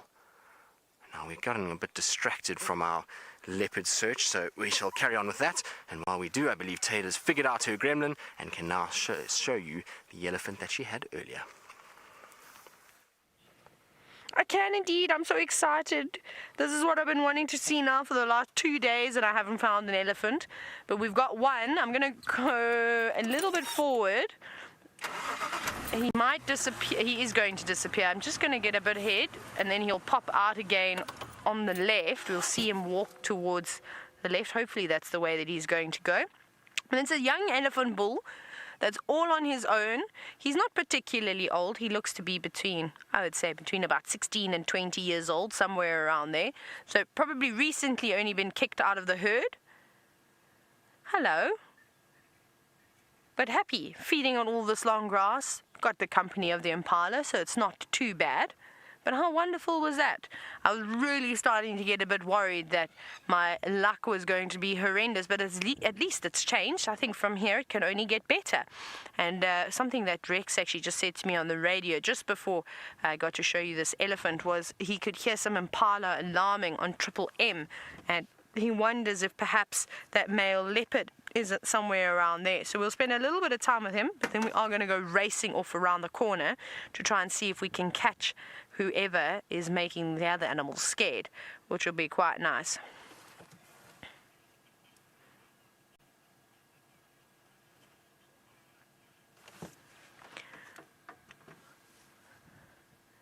Hello, boy. Hiding again behind all the bushes. Now I get it. So our beard, thank you so much for your lovely comment. You said is a woohoo elephant, different from a normal elephant. It is indeed. There's quite a massive difference between a woohoo elephant and just a typical African elephant. And now you can see the woohoo elephant. They like to feed on grass, mainly, I suppose, similar to the African elephant, but they travel alone. They don't travel in groups in breeding herds. I'm just teasing, of course. I'm talking absolute nonsense. I just got so excited about this elephant that, you know me, I shout all sorts of strange noises out when I get excited. But there he goes. He's going to disappear now. Unfortunately, he's in Buffelshoek, so we can't follow him. And look how quickly he moves through those branches. Luckily, there's not too many thorns. There's just plenty of bush willows and wattles, which are nice, soft leaves. So I'm sure he's going to continue his evening. And as he moves into that thicket, he'll probably be a little bit more relaxed, because he was a bit nervous when we first spotted him. You saw he shook his head just a moment ago, and he also did a little run when we'd first spotted him. Maybe it was from me going, woohoo, but I don't think so. But this wind can make them a bit shy, so he'll probably be happy feeding in and amongst that little thicket over there. Boba Fett, you're wondering how often do elephants charge? And also welcome to you, who are a new viewer. So all of our regular viewers, please give a very warm welcome. Now, elephants, they don't normally charge, actually. It's amazing. They're really placid creatures, and all animals are like that, unless you push them to a point where they have no other option other than to, of course, charge. Let's actually carry on driving. And so, not very often at all. Sorry, we can't go anywhere, so you'll just have to look at me because our elephant is now gone. So it's a tough one, really. I don't think they charge very often. I've had 2 very, very serious charges. That's it. That's all I've had, and that's been in a car. I've had 1 or 2 mock charges, so that's just over 5 years, so hardly ever. We're going to keep on searching now. We're going to race round. We're going to quickly go and have a look and check Triple M for Mvula to see if he's popped out. But Tristan is also searching far and wide for Mvula. He's on a termite mound. Indeed, and it's just because we got a bit sidetracked, and the view from up here is absolutely spectacular this afternoon. You can see right across into the distance. Now, unfortunately, because of the bit of cloud that we've got, we can't see the Drakensberg mountains that run on our western side. But there's still an incredible vista as it drops down into Arathusa and onward into the Sabi Sands. Now, I know Taylor said she's going to quickly shoot round to Triple M and see if there's any signs of Mvula, and I think that's a very good idea, because as we came up onto the termite mound, we heard Impala's alarm calling, and it sounded like Triple M close to that one-eyed pan road that I was referring to earlier. So I wonder if he maybe hasn't just crossed somewhere where we missed the track and he's carried on up into that area like I thought he might. So it would be worth Taylor quickly getting around there and being able to see if she can find anything. They have gone quiet now, but I think that's possibly where he might be. But like I say, it's so pretty up here at the moment, and the temperature has dropped completely. We've got this beautiful wind blowing now, and it's so nice up here. Like I say, this if there was ever going to be a place that a leopard should be, it should be. Oh, Craig, careful. So Craig has dismounted quite gracefully, considering that he's got a camera and a backpack. Well done, Craig. I'm very impressed that you didn't fall, and you managed to even try and keep us on frame. So let's get down the mound before Craig does a damage to himself. Cameramen in this camp have a nasty habit of damaging feet and ankles, so let's rather not risk it and have Craig. Yeah, Lou says it's called Camop's foot, so let's rather not risk it. Come, Craig, let's get away from the mound before you hurt yourself. Well, it was very pretty up there, wasn't it, Craig? Maybe that's why Craig got distracted. He was too busy admiring the view up there, as was I. Now, you can see in this grass how difficult it would be to find this leopard. If this leopard was here, I'm going to go a little bit further and I'm going to lie down flat and see if you can see me. Craig, you stay here, and I'm going to go a little bit further away. And I'm going to lie down, and you'll see that it's going to be very, very difficult for you guys to pick me up. So I'm not far away. You can see I'm probably now not even 20 feet from Craig, but if I lie down completely flat, I am almost invisible. So if there's a leopard sleeping here somewhere and he is lying flat on his side, I'm really going to have to step up on him to be able to see him. But it's quite amazing that even after all this rain, the grass is still not as long as it used to be. At one point we had grass that was like this high, and down where Brent was on Cheetah Plains, the grass there is crazy.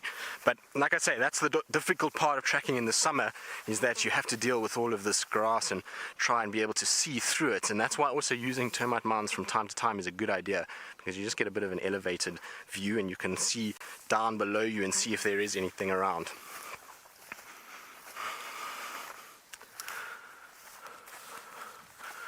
But it really has turned into a beautiful evening. Like I say, the wind has come up and the sun has gone behind the cloud, and it's now the temperature has just eased off really nicely, and it's become very, very, very pleasant out here. It's now the best time of the day to be walking. This and when the sun rises is when it's at its absolute best.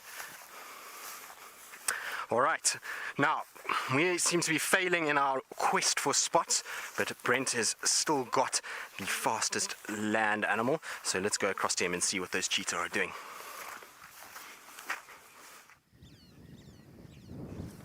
Well, the cheetah is not moving at all. You can see he's still lying next to the waterhole, and I am hoping he gets up and moves directly behind him. I think I saw where my binoculars gone now. I think I see some impala in the distance. Let me just have a look with my binoculars.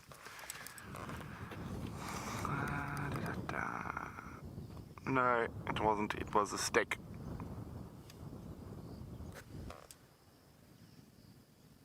Oh, I'm just going to reposition because I just heard there's some elephants coming down here from behind us.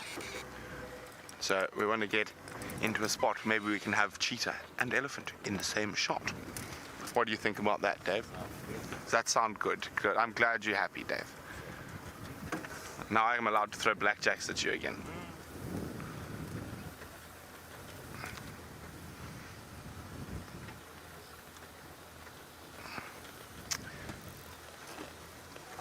How's that for you, Dave? Is that okay? Oh, there we go. That's great. Now, hopefully we'll be able to see the elephants approaching. So I think they're probably coming from due west.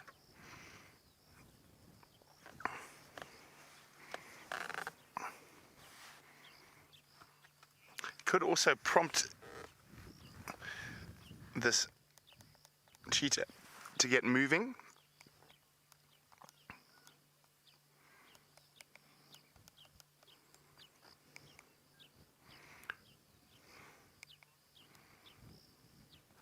Where are these elephants? I'm trying to spot them at the moment.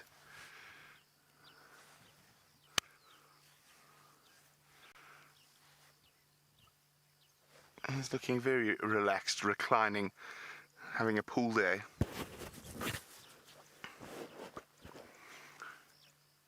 I wonder how far those elephants were away. As I said, it's unusual. There's so much water about at the moment that they might drink anywhere. Maribeth would like to know, is it possible that the other male cheetah could be away mating? It's possible, but it's unlikely. So out of a coalition of cheetah, only one of them will mate, and the other will hang around while the other does that. So because they are completely, they are 100% related. Cheetah coalitions are always made up of related individuals. They are brothers. So the same genetics will be passed on. So only the dominant male of the coalition will mate. Oh, there we go. Stretch, yawn. Is it time to get moving?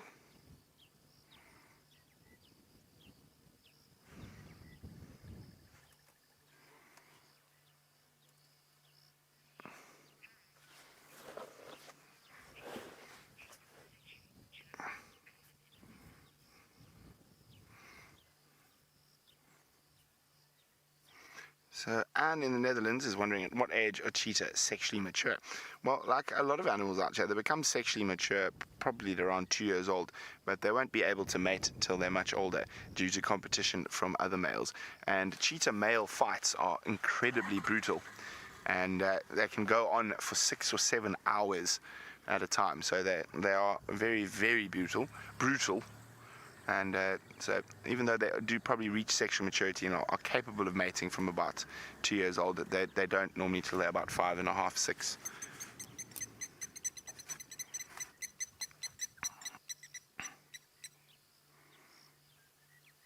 Maybe these elephants were a bit further away than we thought, or they've just changed direction.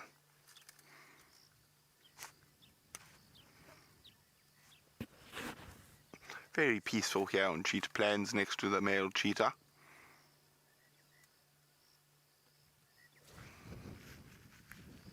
Slight breeze starting to pick up.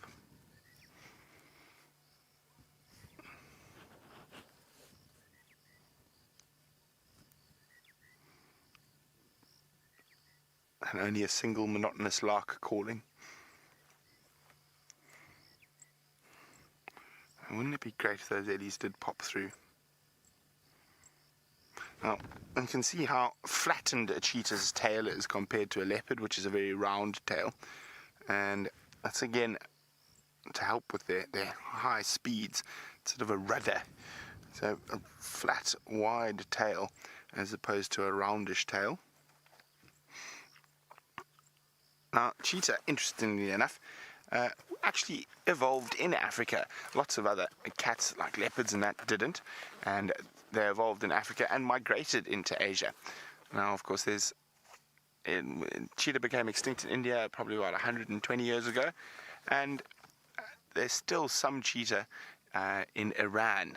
So that's, I think, the only population of cheetah in the wild outside of South Africa is outside of Africa, not South Africa. Africa is in Iran.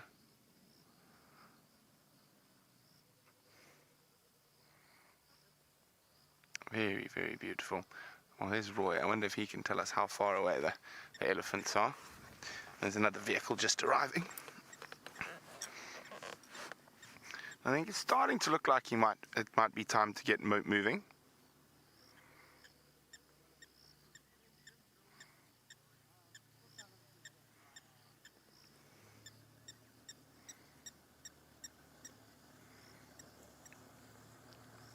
Trying to see if I can spot those ellies. No luck yet.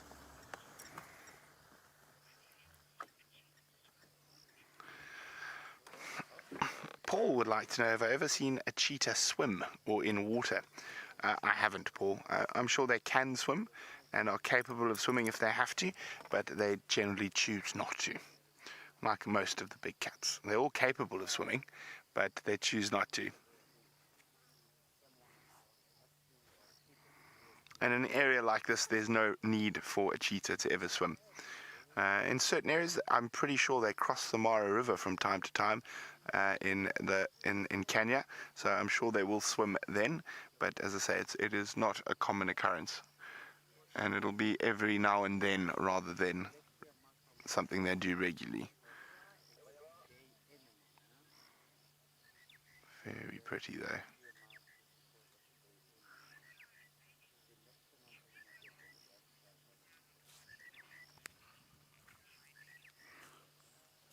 Oh, hi, Bacon would like to know, can they run long distances if they're not at full speed? Well, they do. They're capable of walking incredible distances, and they can run 500-600 meters at speed, and generally they'll do that to keep away from a predator or a threat. But other than that, they don't really run long distance at all. They'll walk.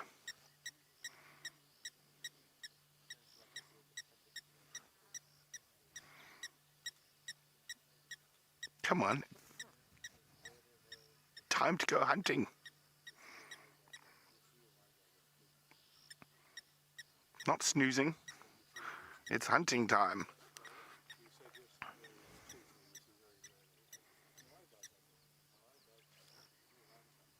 Oh, biting fly just got me behind the knee. Ow. That was a good one. Evil little things. Just as I was so comfortable. And there's plenty of those little stable flies around at the moment, causing havoc. Of course, they bite us very infrequently in compared to how much they bite the big cats. And you can see that damage often around their ears.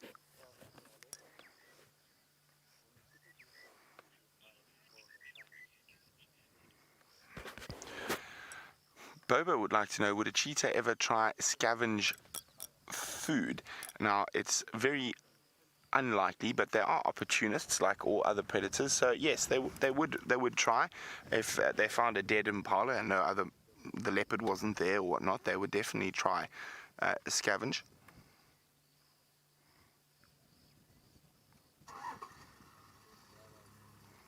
I just have to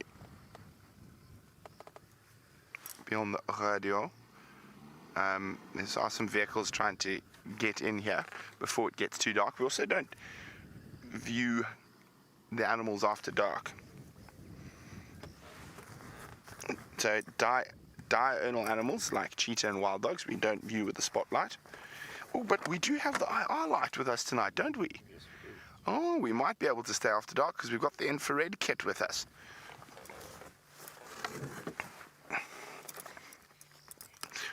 Okay, while I sort out the game drive radio quickly, let's go see what Taylor's up to. I'm not sure where Rexon is, but he had, like I said earlier, he had Mvula's tracks around here somewhere. I haven't seen any leopard tracks just yet, but we're hoping we're not too far behind him. We're going to quickly go and scratch. We checked a bit of Triple M, and we checked towards the power lines, and then no luck. And then I did sneak in, but let's take this little road off to the right, which will take us back to the cut line again. And then let's just double and triple check and make sure that nothing has crossed through here. There's lots of little puddles along the way, and I haven't seen any footprints yet going off to drink. There was some hyena tracks here. But they are also now gone. Oh, and very bumpy, as you can see the camera jumping around. Exceptionally bumpy in this area. This is very badly affected by the rain. Just check under all these guarri trees. I know Shadow normally likes to hide underneath these guarri shrubs. It's her favorite trick. Then she becomes invisible. Check back there. No, nothing. Nothing, sadly. Okay, we'll keep going up a little bit further on Triple M. Let's see if I do pick up any tracks. Only problem is that at this time of the day, it would almost be impossible to see if this leopard had crossed unless it had happened right now and over the top of all of our tracks. It is such a busy road. I've seen loads of game drive vehicles already going up and down, and it seems like they were all zooming off to go and have a look at that cheetah, which is wonderful that you've seen with Brent, and it'll be even better. I don't know if those elephants have come down for a drink yet, but it would be nice if they really do pop out of the bushes and show themselves. That'll be a spectacular sighting. So maybe, I don't know, Rexon didn't really tell me how fresh those tracks were either. So I don't know if it's from today, and with Mvula not being a big dominant male leopard anymore like Tingana is, Tingana sort of rules the north at the moment, him and the Anderson male, and then the further east you go, then you get Shivambalana and Quarantine. But even though they can't compete, I don't think, with the Anderson male and Tingana. They've got many years of experience on their side. Those are still young boys. So hang on, what's this? What is this?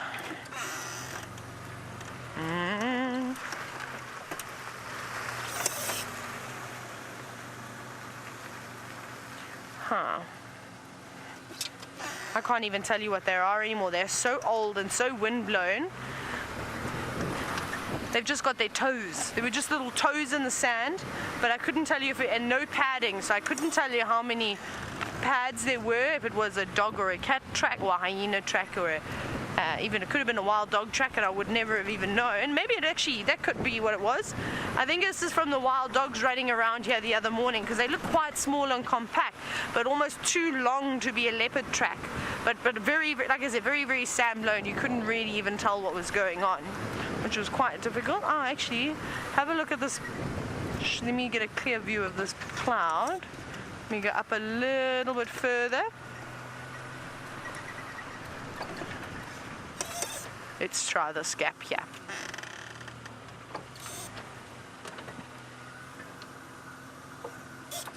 Tiny little gap of this clouds with the sun. It is so beautiful just through there. Oh, actually, I think I have to go back a bit. Let me try and get this nicely for you. It's a very small gap, as you can see, but it's actually quite beautiful. Looks like the clouds are on fire. Look at that. It is really, really lovely.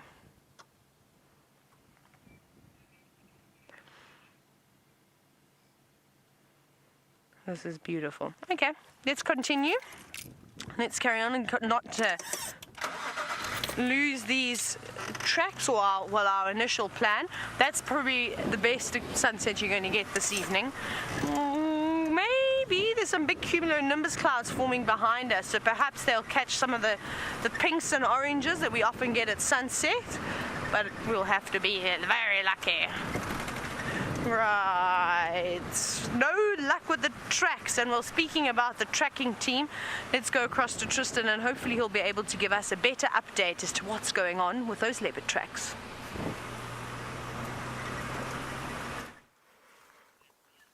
I'm sorry, Taylor, we don't have much good news for you. We found his tracks going into a very thick area that's going straight towards Triple M. So that's the best that I can give you. We've walked along that area, but it's now getting very, very thick. It's starting to get dark, and there's even thunder starting to happen in the south of us. So we're going to have to turn around and carry on. I'm pretty sure that he's hit Triple M, and if he hasn't crossed already, we'll be crossing very shortly. So that's the best news that I can give you, Taylor. But we were walking along, and we came across some very interesting mushrooms. Now, these mushrooms that are at the base of my feet, unfortunately this one has expired, if you want to call it that, but it's called a shaggy inkcap. Now, it gets its name because if you have a look, you see there are these black spores that have run down, and they've actually made a black circle around the base of this mushroom.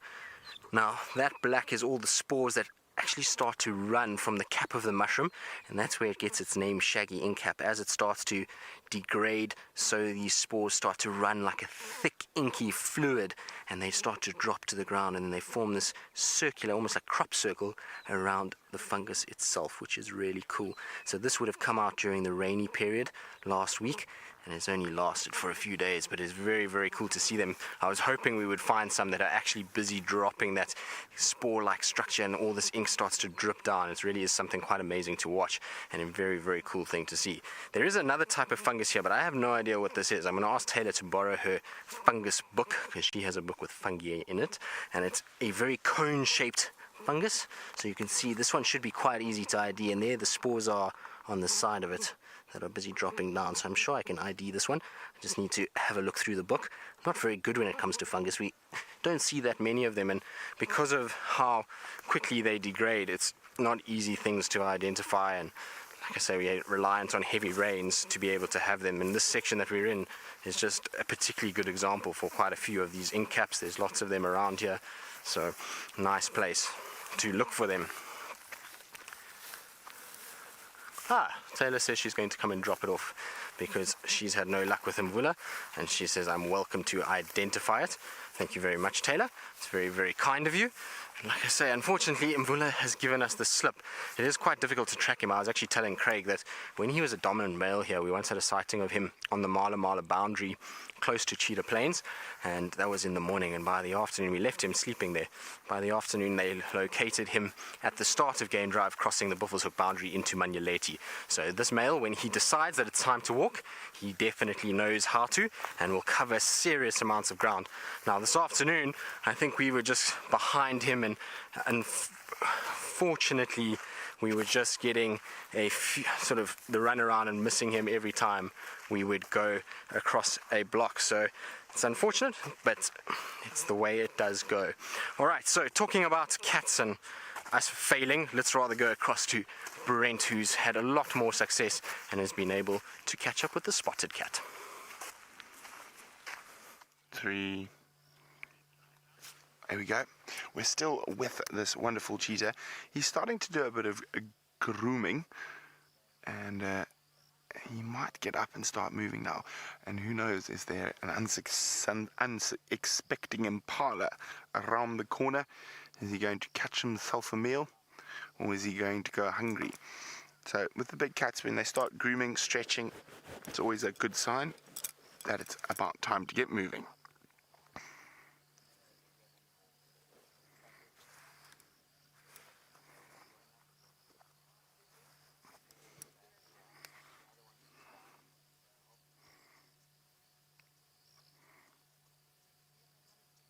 As I said, this is the favorite time of the day. Their favorite time of the day to get up and get moving.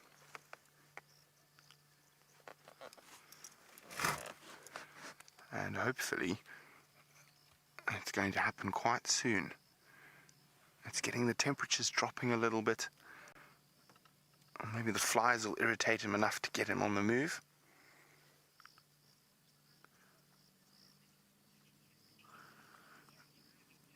Well, there we go. For us, when we say it's starting to get a bit cooler, it's still 86 degrees Fahrenheit, 30 degrees Celsius. And well, that means it was quite a bit warmer earlier. But it was also quite humid today. I think made it feel a bit worse. Come on, cheetah, time to go hunting. Looks like he's almost in two minds. But he's not nearly as asleep as he was earlier.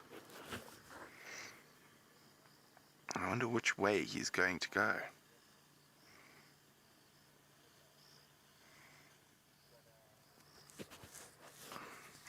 Probably still searching for his long-lost brother. I haven't heard of them being together yet, and it's not unusual that the male cheetah gets separated when they've been chased by something like lion or leopard, and they will eventually hopefully find each other. I'll normally do that by scent. Oh, there we go, roll over. I see the rolling over is becoming more frequent. I'll have a little head scratch on the ground.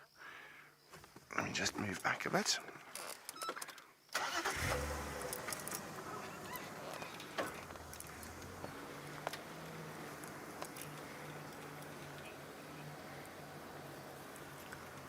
Vivian would like to know how many cheetahs are known to be on Cheetah Plains. Well, we see two males regularly. I've found female tracks once, but I haven't seen a female yet. So normally we just see the two males. Oh, there's a yawn.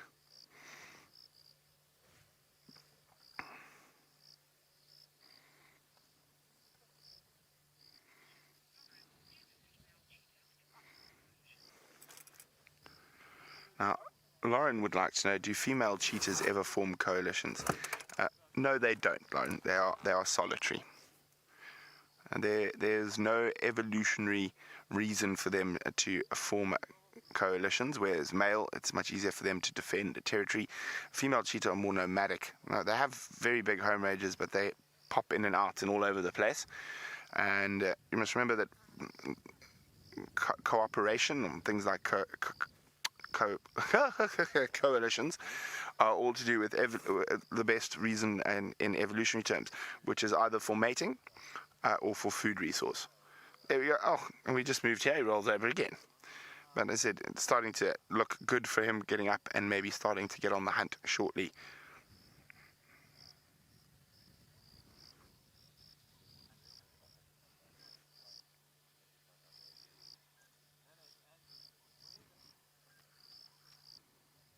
Oh, I just heard something on the radio.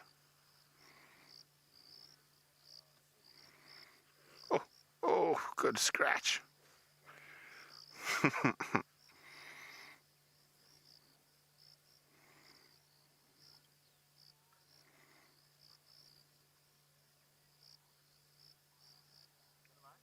Is it time to get moving?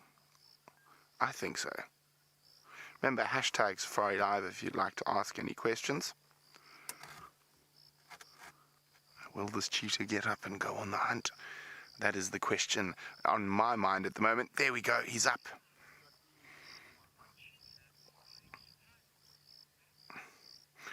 He might have a drink, so I must get ready to move.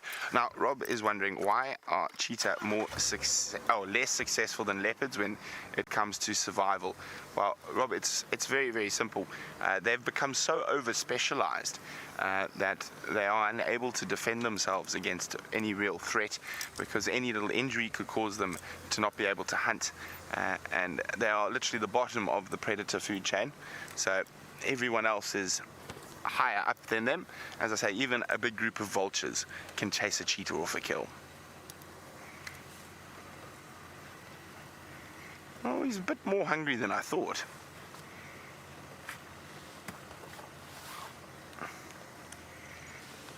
There we go. He's doing exactly what I was hoping he was going to do. That's why we got up and drove around. There we go.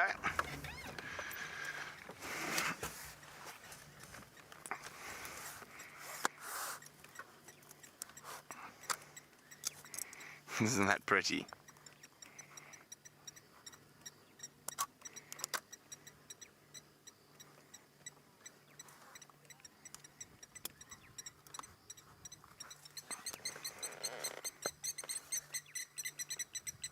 See, he's very nervous when he's drinking. Now, it's obviously a time of possible danger. While his head's down, he's not watching what's happening around him, so they can be quite nervous while they're having a drink.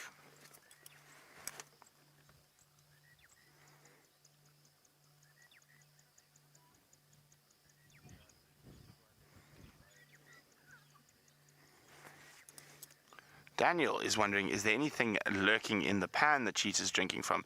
Daniel, I'm sure there's some terrapins and some bugs and some aquatic insects, but I don't think there's anything sinister lurking in the cheetah plains pan. No Boris the Blade, although I have decided the next crocodile's name will be Bullet-Toothed Tony when we do find another crocodile. Not too thirsty, you probably had a drink a bit earlier.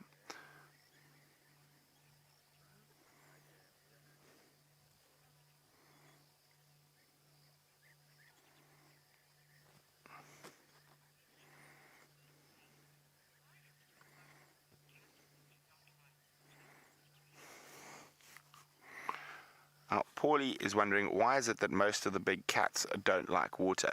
Well, very simple, water is death. The crocodiles live in the water out here, and they're incredibly dangerous.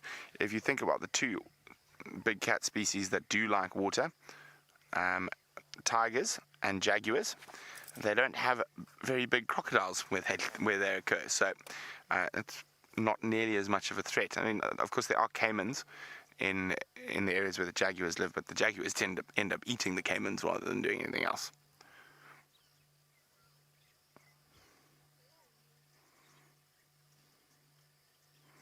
Absolutely stunning.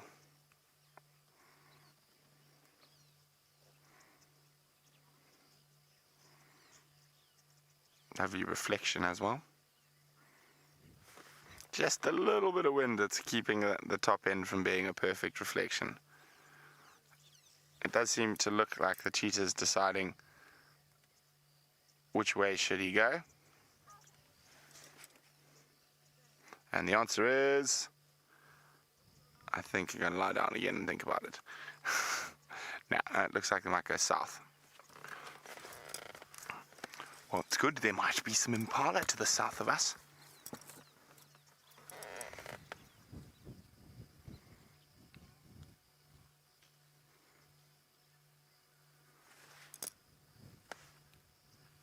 They are exquisitely beautiful animals, those very, very fine lines. Oh, they've got a bit of a limp. Very, very small limp. There you go, walking past a Chitwa safari vehicle. As guests also having a stunning view of this male cheetah.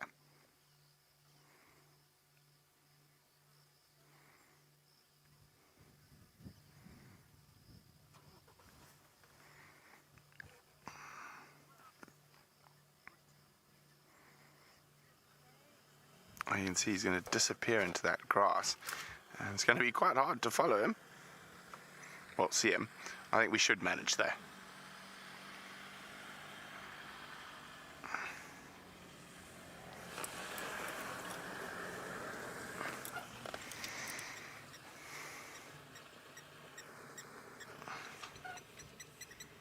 Yeah, well, we're going to keep up with this cheetah. While we do that, let's go see what Madam McCurdy is up to. Bumbling. Today is the day of bumbles, I think, and we're having a great bumble. We are now trying to break a record as well as to see how many roads we can drive in one game drive. I suppose it's the elimination process, hey?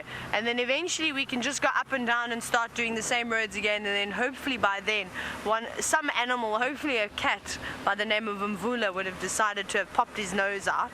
He might get active now if he had just sat down during the day, because it was really hot. I can't imagine he would have gone on a big stroll in the heat of the day. There's no real need for a male to do that, well, unless you're trying to avoid other big male leopards, so maybe there is a reason.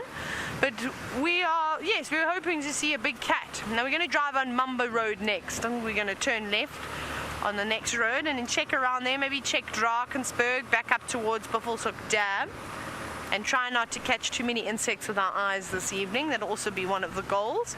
I think we're doing very well.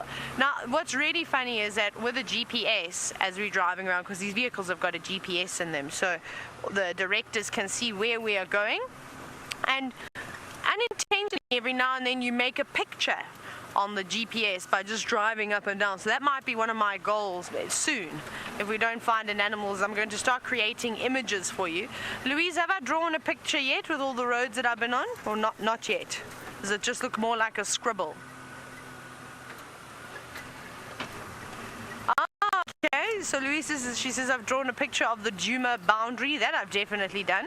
I've done all of Buffelshoek. I've done Triple M, Gowrie Main, and I've done Cheetah Cut Line too. So we've got that tick. Now we've done a couple of filler roads too, in and out. But we might have to.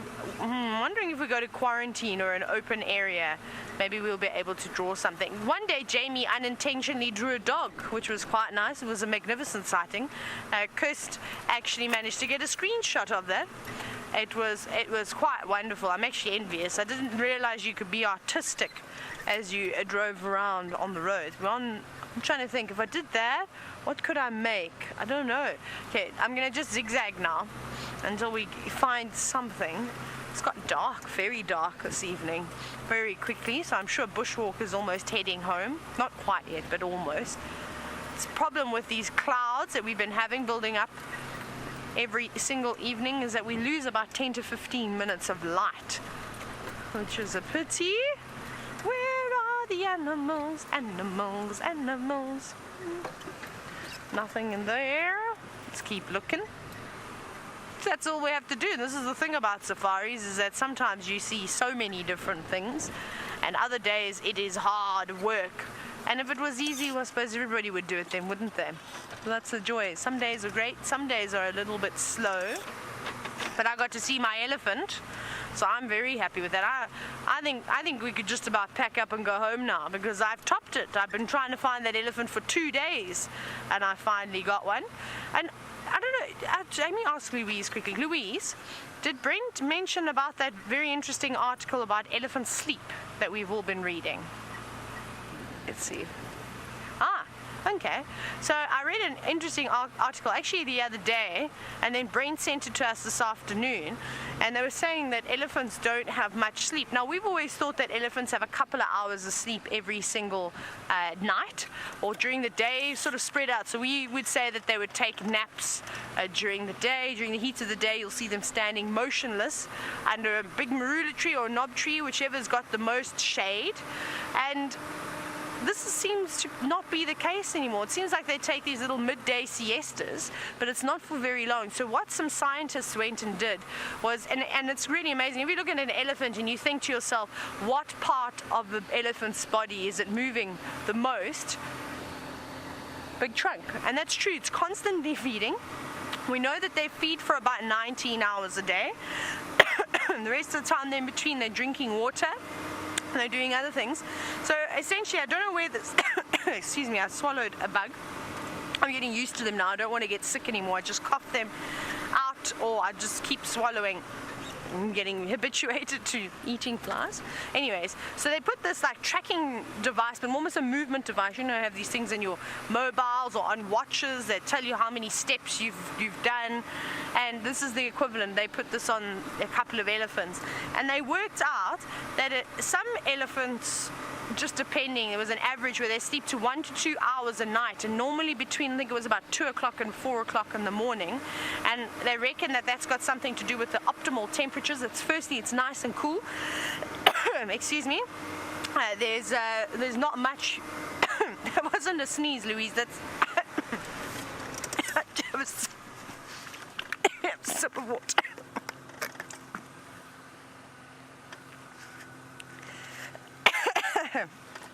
It's whatever it is, it's tickling my throat. It's a really pathetic cough too, but I'm sure you've all experienced it.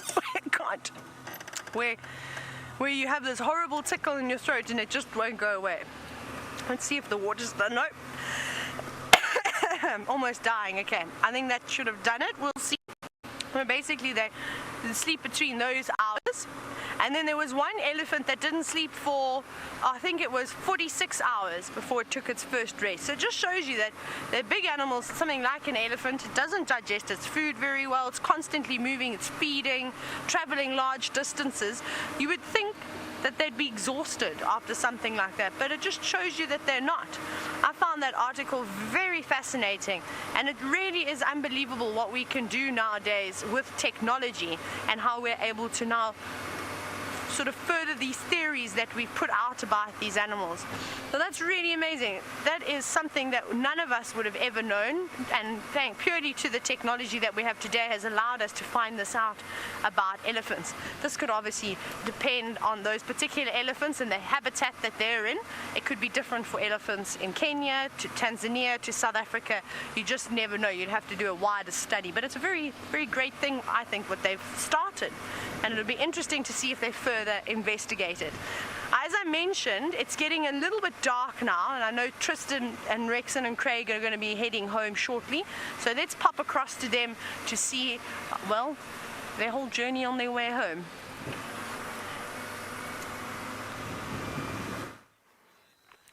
Indeed, Taylor. It's all of a sudden gotten very dark. I'm sure it's all these clouds that are starting to come in, and like I said earlier, there's a little bit of thunder rolling in as well, so it's best probably to start heading home. Craig says we're absolutely done for. We're going to die, in his most dramatic voice he could have possibly had. Even though he was just joking, it was quite funny at the time. But as we were walking along, we were kind of admiring the view that we have behind us here. The sunset hasn't been spectacular, and the colors in the sky are not spectacular, but it's still nice to see these big cumulonimbus clouds that are coming in, which could be a promise of rain. It has been really humid today, and so rain would be really nice. And as Rexon was saying, we do need a bit of rain to try and just fill up the dams a little bit more so that they last through the winter months this year. And I reckon that if we stay the way we are now, I don't think most of them will last all the way through till October. Now, it's been a very sweaty afternoon. It's been quite hot and sticky out here, and Craig says he's in need of a shower. So I found the most perfect wild basil bush here. This is probably one of the biggest ones I've ever seen, and it smells absolutely incredible. It's so pungent after this rain. It's got like a mixture of lavender and basil, as Craig describes it, and he says it's delightful. So Craig is using his best Queen's English to describe this. So maybe we should take some home, and Craig, you can shower with it, and then you'll smell delightful. How about that? What do you reckon? Good? I think so. All right, guys. So from myself and Craig, that's all we're going to be doing this afternoon. Like I said, we're going to be heading back. I'm sorry we didn't find Mvula. That's part of the way that it goes out here. But it was a great afternoon trying to find him and sneaking through all these thickets and searching for him. So while we try and get home before Craig dies an untimely death from a wild animal, let's go across to Brent and see how the cheetah is doing.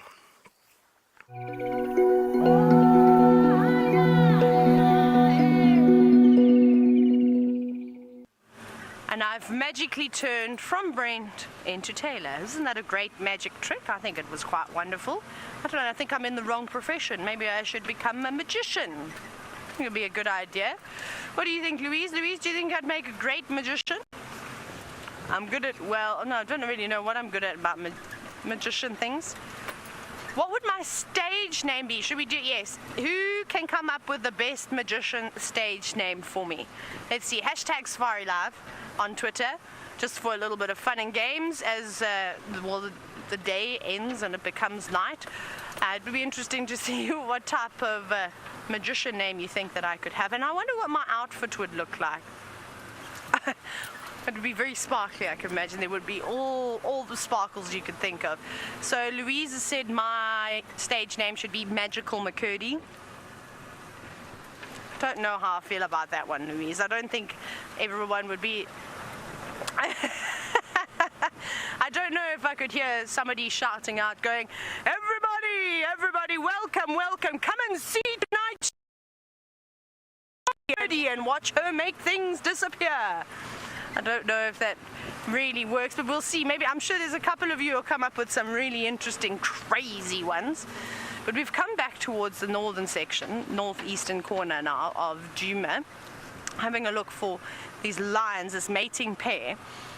And just different, all these little light hollows and all the water points, just to make sure there's anything around here. But sadly there is not, no sign of them. But they could have also moved off. You know what that young lioness is like? She's picked up Amber Eyes' bad habits now, and she often doesn't seem interested in the boys at all, though none of them Kuhuma lionesses seem like they enjoy the Birmingham boys very much. So she moves quite a bit. It was almost in that beginning stage when yesterday morning when they were found, that she was moving and he was sort of in hot pursuit, trying to court her and entice her to mate with him. So she's not waiting for him at all. But that would have slowly have changed now too. But you never know, she could be trying to find the rest of the pride and regroup, desperately searching for some help or relief. Shame, I feel sorry for those lionesses. I really do not have a choice when it comes to mating with a boy. Jackie J, so these are for my magician names. You said that my stage name should be Trickster. Say that again, Louise. No, I've forgotten. I went blank. What is wrong with my brain? Trickster. Taylor Trickster? I'm waiting for Louise to get back to me. Oh, hello. Taylor the Trickster. Ah, there we go. Taylor the Trickster. Here we go. That's a good one. I like that. We'll see if we get a couple more coming through. Obviously, this is just for fun and games. It'd be nice if you participated, but you don't have to. Oh, Cat in Tampa. You've got my favorite one so far. You've said I should be called Tantalizing Taylor. Yes, isn't that a tongue twister? I love that. Okay, that will be my stage name for now until somebody comes up with something better, but I think that is going to be a hard one to top. Well done, Cat in Tampa, and thank you again for joining in me in my silly games. Where's a guarri bush now?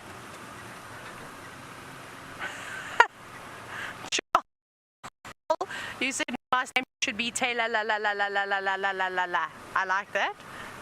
I think you'd have to sing it. Okay, here's a guarri bush. It's coming with me because I cannot even deal with these flies anymore. This is a big one.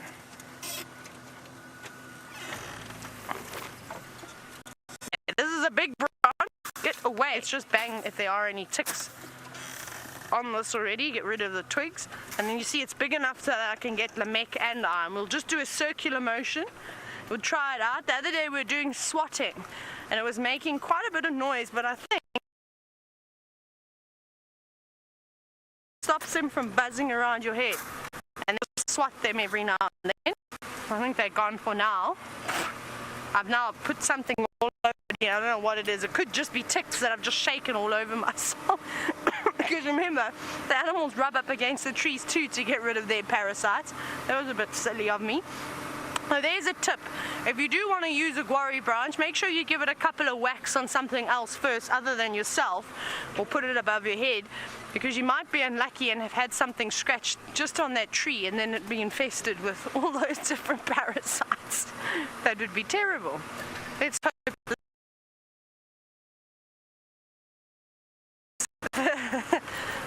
hang on, now I have to say this out loud. Louise, that was very funny. Lou says, tantalizing Taylor's tip of the day. Love that.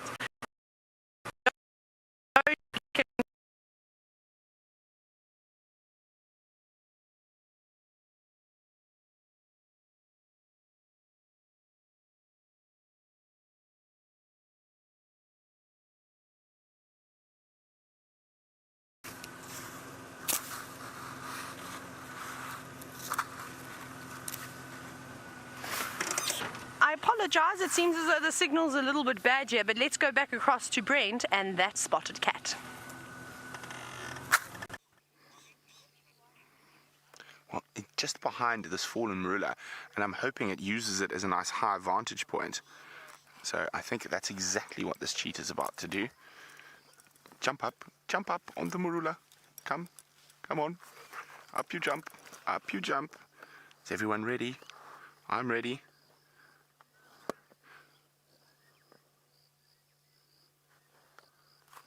Is he going to do it? We're waiting for him to leap. Often cheetah also like to defecate on fallen trees like this. Here we go. No. There we go. He's smelling it.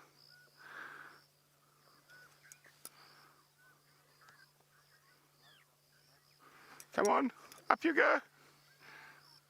Don't prove me wrong.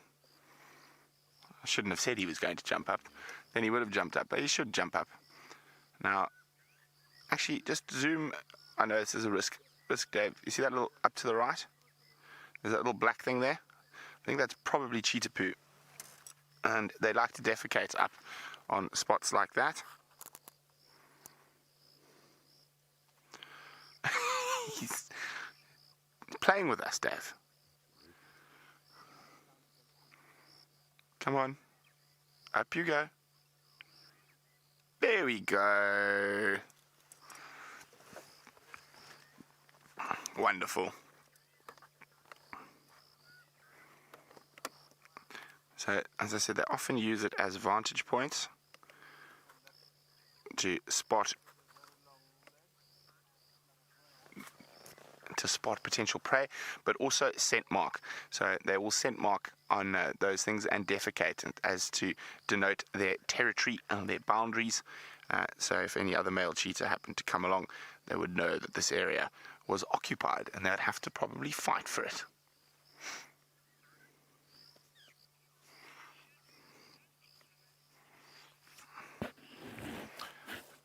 All stretching. Shannon would like to know, does their urine also smell like popcorn? No, it doesn't. No, it doesn't. Not nearly. It doesn't smell anything like leopard urine. Well, there we go. He's going to defecate on top of the tree, just like we said. That's one of the ways they do mark their territory.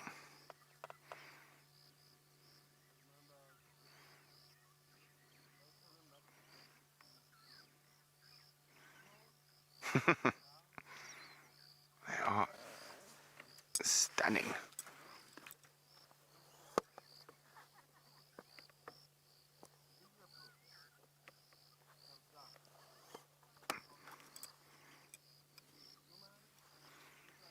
It's just so nice to sit quietly and enjoy this spectacular cat.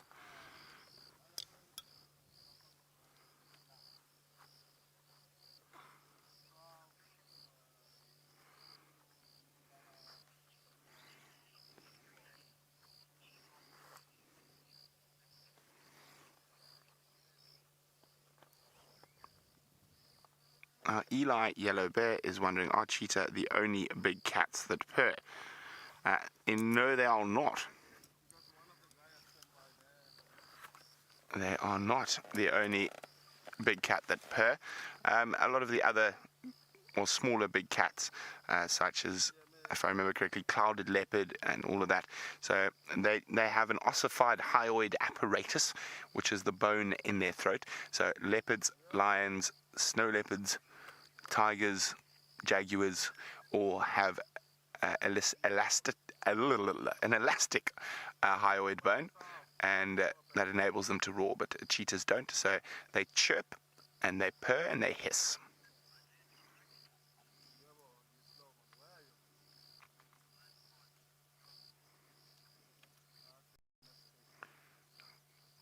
Isn't this stunning?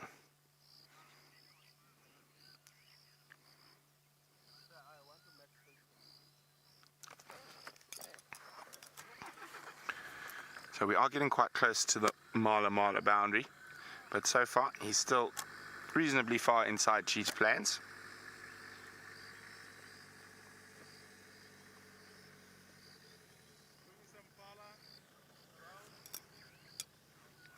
And you can see this half light that we're in at the moment is their favorite sort of hunting light.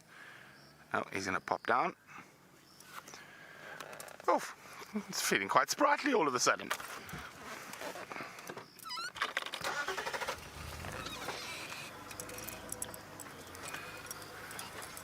Deesa's wondering, do male cheetah hunt differently from female cheetah? Not necessarily. The only thing, because there are two of them, they do sometimes I can't speak today. Thank you, Dave. Collaborate, and because they are bigger, they are able to take down slightly bigger animals as well. Let's get onto the other side of him.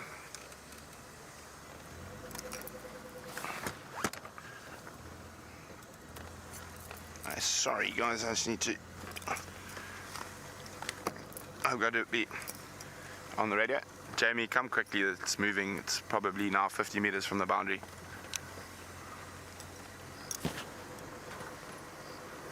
Sorry, I was just trying to get one of the other vehicles in here, letting him know how close this cheetah was to the boundary.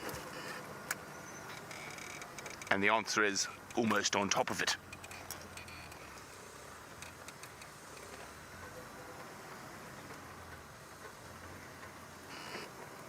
Turn around, cheetah, turn around. Dave, make the cheetah turn around. Somehow, I don't think so.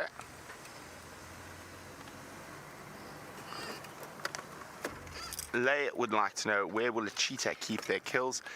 They will drag it under a bit of shade, so just on the ground. And it's one of the other reasons they lose so many kills. Stations as Skankankas cross the double M boundary. Here he goes, off to the south. It was quite nice. I haven't seen them in a long time, so really great to catch up with, even if it is just one of them.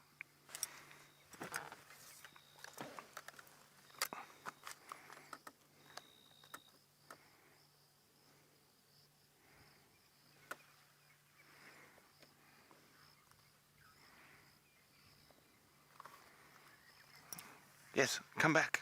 Come back. Turn around. We can always be wishful.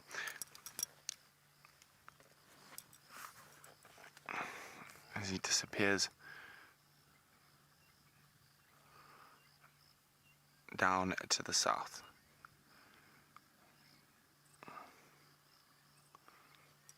And as the grass gets longer, we're going to lose a view of the male cheetah. But what a lovely way to spend.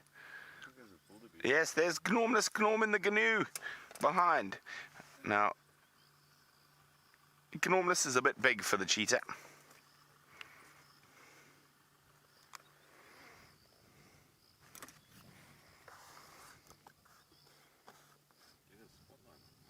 Oh, we don't spotlight daylight animals, Dave.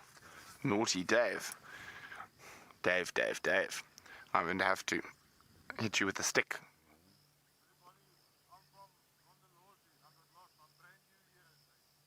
Oh my goodness. There's a interesting thing happening. I'll tell you about it later, but I'll deal with it just shortly. So, well, I can't believe it. Let's just go to Taylor before I crack up.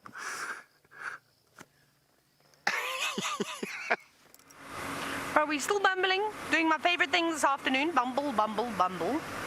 Searching for chameleons now, or owls, or working termites, or nightjars, or coursers. Who knows what we're going to see here. But we are indeed looking at them. Hi, impala. It's a little bit dark now to view the impala, so we'll just pass this bachelor herd. This is our regular bachelor herd that we have here that lives at Chele Pan. Like I said, you can just see them as they run around. We'll keep moving. They are running because of us. You can see that. And that's really just because it's nighttime. Normally they're very relaxed with us. The wind is now seems to have completely dropped. But because it's dark, it's terrible. They can't see as well anymore, so they're just going to be on high alert. There we go. But they were a little bit panicked, but that's okay. They'll settle down pretty much straight afterwards. Let's see if we can get a chameleon here. I don't know how lucky we will be though. Maybe a nightjar. Maybe we should change our search and say let's look for a nightjar, though I don't think that this is saying that. That's a silly thing. It's not particularly good weather for a nightjar. We know that they like the clear skies. What is that? Right, let's go and see this tiny little thing that is sitting on this piece of grass. Where are you? Okay, let me jump out.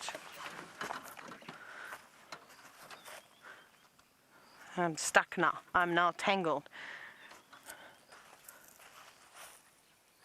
It is a piece of grass. I spotted a piece of grass. Look at that. I am a champion tracker. I should definitely win the award for spotting things. It seems as though there's just a little bit of the... No, that is... I can't even save myself here. I just spotted grass. That's all I did. Let me try and redeem myself. Let me get back in. Cables coming out of everywhere. Yeah. Up we go. Oh, that's on my multi-tool. Okay. Well, that didn't work very well. There's a brown-hooded kingfisher shouting about in the bushes. That was quite nice. Very quick, though. Right, so no more spotting grass for me.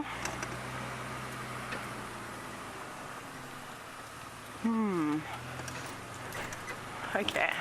I thought I'd seen another chameleon, but it wasn't. Really good some vegetation. Costa, hello to you.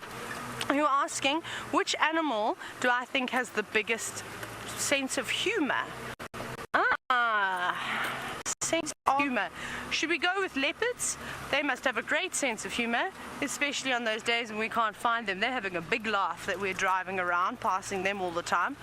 No, I don't think a leopard. I would have to say the primates. I'd go with a vervet monkey. Just when you watch them play, it's really, really fun. Them or the elephants have got the biggest sense of humor. Things as well. But vervet monkeys are really funny to watch. Another insect in the mouth, delicious. I won't need any nachos tonight. Someone can have my portion of nachos, seeing as I've eaten all the insects today. So yes, I'm going to say vervet monkeys. the way they all play with each other, the way that they come into your bedrooms or your bathrooms or your car if you leave the windows open, and they steal all of your things and then throw them around. I think that they have a good, very, very good sense of humor to do things like that all the time. So I'll go with them. It's quite humorous as well, especially the little ones, all those young Ellie bulls. I'm not quite sure of you, or still just trying to test the waters and suss out whether they can make you feel intimidated or not. That's really funny, and I'm sure Tristan and Jamie have experienced it, and Brent as well, and James, where, a little bit bumpy there, where an elephant will throw a piece of vegetation at you. That's hysterical. The young elephant bulls are notorious for doing it. They'll pick up a branch that they've had on the road, they'll put it on their head, and they'll try and throw it at you. That type of thing as a form of intimidation, and then you just sit there and you cackle even louder than what you were before. Surely that can't be too good for their egos. I'm sure they must get a bit embarrassed. But I'll have an elephant story for you, and I know I've told you so many elephant stories, I can't remember which ones I have said and which ones I haven't, but one of my favorite sightings, I used to have the coolest video as well, but I think it got lost on many phones ago. I might be able to locate it in the clouds somewhere. And I was watching this tiny little elephant with my guests, and it came running right up to the vehicle and was charging us and trumpeting us at us. It was less than 6 months old. And we were all roaring with laughter because we thought it was the funniest thing. And this herd of elephants was very relaxed. There were about 50 of them, just moving about, just enjoying the long grass. And anyway, so we laughed. I think it's about the 5th time we'd roared with laughter at this little elephant. It got a bit embarrassed, and it tucked its tail between its legs, and it ran straight through some worry bushes away from us. And we waited. And I said to my guests, I said, turn around, and I said, hang on, wait, he's going to come back. He's not gone. And he wasn't. A couple of seconds later, he popped his head through the guarri branches again, reversed back in, and then I don't know what you call, gang of elephants came charging through, barging through, not any big ones, but all youngsters, a little bit older. In the oldest one, there were about 5 of them that was about 10 years old, so not very big, and then they ranged from between 10 to about a year old. He brought his buddies back to sort of, you know, he told on me, he went and told his friends, and they came back, and then they all charged us, and then we sat there and we laughed even harder at them. And then after that, Mom came and intervened and collected the little ones and said, right, let's go, off we go now. Stop bothering the nice people. But that was a really funny sighting. I must see if I can find that video. I think I know exactly where it could be. I think I've put that in on one of my external hard drives. There's lightning. You may see a couple of flashes every now and then, and it happened last night as well when the clouds came over. But I don't know if we're going to get rain or not. It doesn't quite feel like rain yet. That's something we haven't had too many of, is big electrical storms, which was unusual because typically in this area they have the most wonderful thunderstorms. I remember 2015, 2016, we had some spectacular ones down further south of here. They were really special. We'd sit at the lodge after dinner and do photography of lightning. We had a really nice view out onto, it was a big sort of dip with a dam, but we could see quite far away and we could see the horizon quite nicely. Hey, look, we've got a scrub here on the road. Let's stop here. Let me turn my lights on again. I won't put too much light on it. I've just got my very dull headlights illuminating, and it's quite a distance away, so I don't feel too bad. But look at the big shadow that it's casted. You can see it's very elongated, stretched out ears, and of course its body behind us. Now, sometimes they get a bit of a fright of their own. I've lost communication. Sorry, Louise, if I was ignoring you for a moment. I lost comms. I think I pulled my earpiece out. But yes, this is a scrub hare, just sitting on the road, coming out to see if it can find anything to eat and possibly find a mate too. They're predominantly nocturnal. Sometimes you see them during the day, but that's typically when they give you a heart attack because they jump out of the bushes when you're on bushwalk. That's always lots of fun. And it's right at the last second, it's right at your feet. And if they just stayed still, I can promise you we never see them half the time. But you better be careful, because I think that there could be some owls out tonight.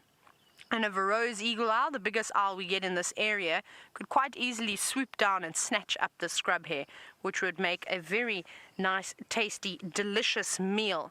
A good one too.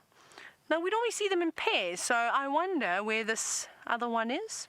Maybe it is a single scrub hare out and about looking for a date, just hopping around, hopping to find someone. That was terrible. That was really bad. There we go. Let's see if we can go a bit closer. Maybe we will. So what I'll do is you're going to see a bit of the shakiness of the screen, but we'll keep it on him because I'm scared that we lose him. And then I'm going to drive very slowly up towards it. There we go. We will try not to bounce around too much.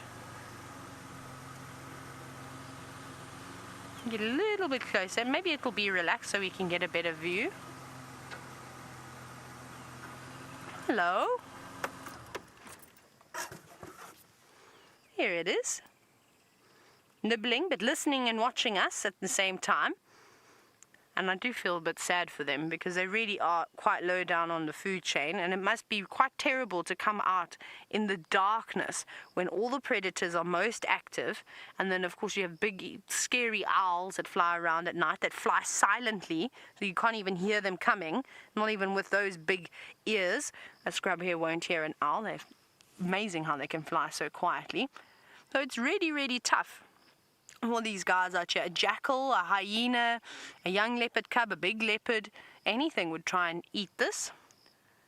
I'm sorry, I'm being very depressing towards you, little scrub hare, but it's the truth, isn't it? Nature's really tough and really can be quite something to see sometimes, but not too bothered with us, which is actually quite nice. It's just happily munching away, which is unusual, because normally they race on.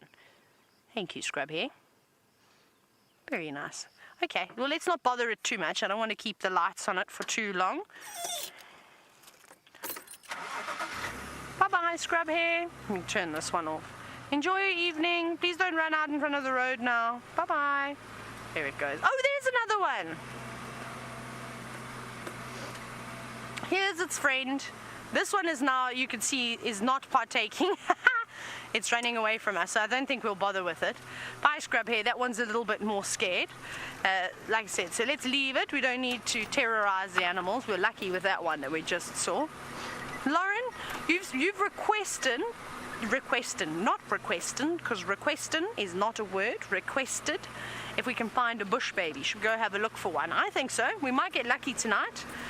It's war. Oh, no, Lauren, we're not. Look at this. We are going to watch the sky in front of us because there are some unbelievable bolts of lightning coming down at the moment. So watch this. I'm actually going to take a moment. We're just going to sit quietly and enjoy the storm that seems to be coming in.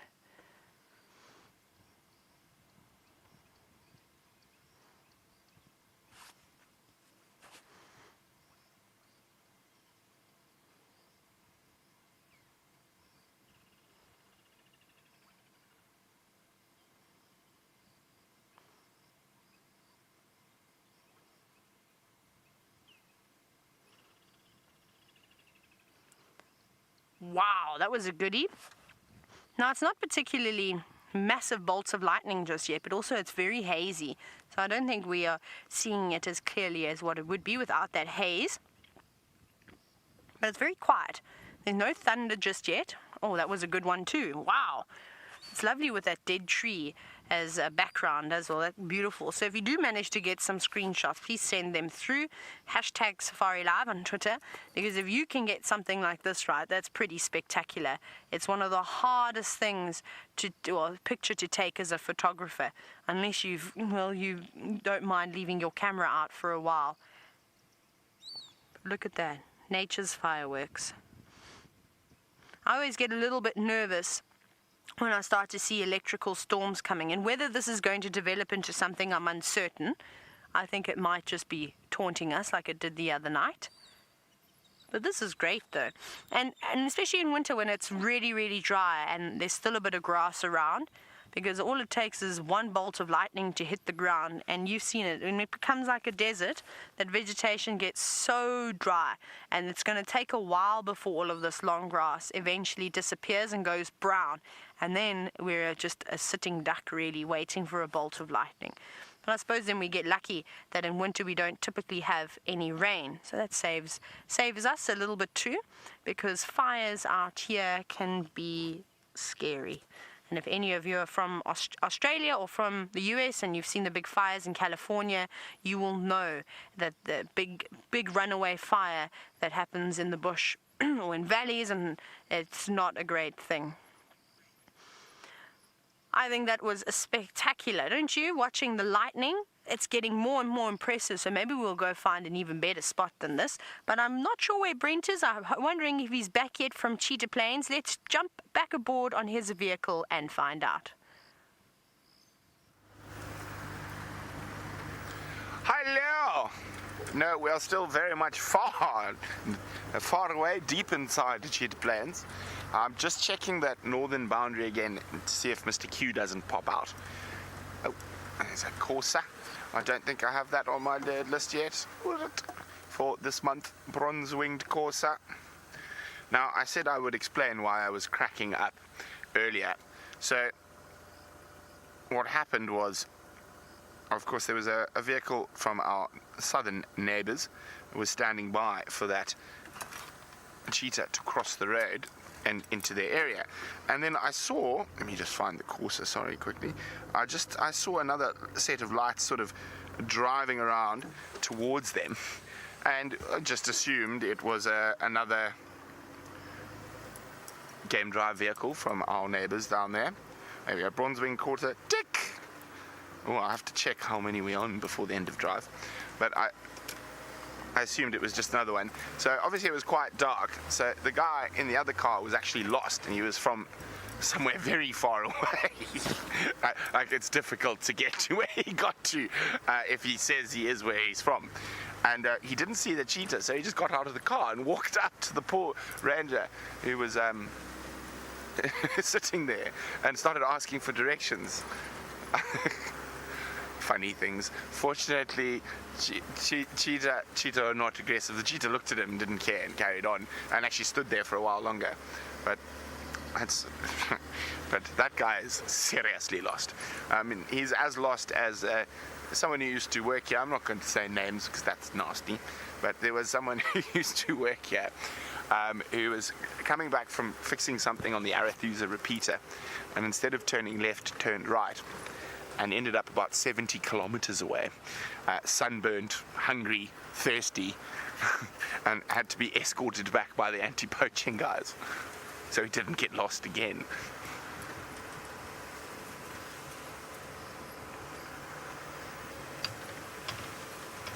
But it is, people do get lost.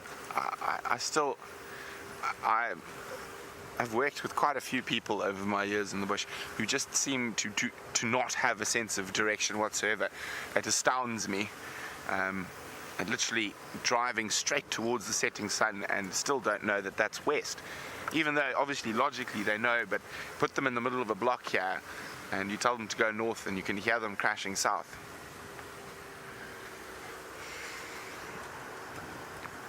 Fortunately, no one at safariLIVE has that problem. Except maybe that person, well, none of the presenters at safariLIVE have that problem. Dave, which way's north? Oh, panic. Which way? I can't see. Oh, well done, Dave. I'm going to test you again on the way home. Bring it on, okay. What direction's the lightning in? West. Oh, southwest. There's west there. There's south, so southwest, Dave. I wonder if that's going to reach us. Is Steph's great deluge coming?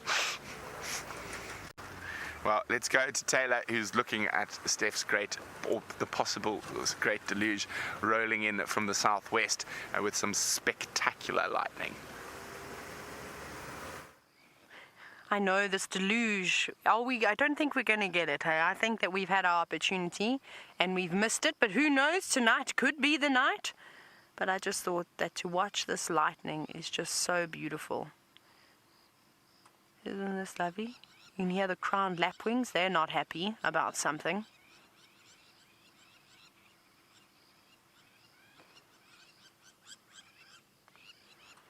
They're shouting from both sides, from the left-hand side of the road and the right-hand side of the road.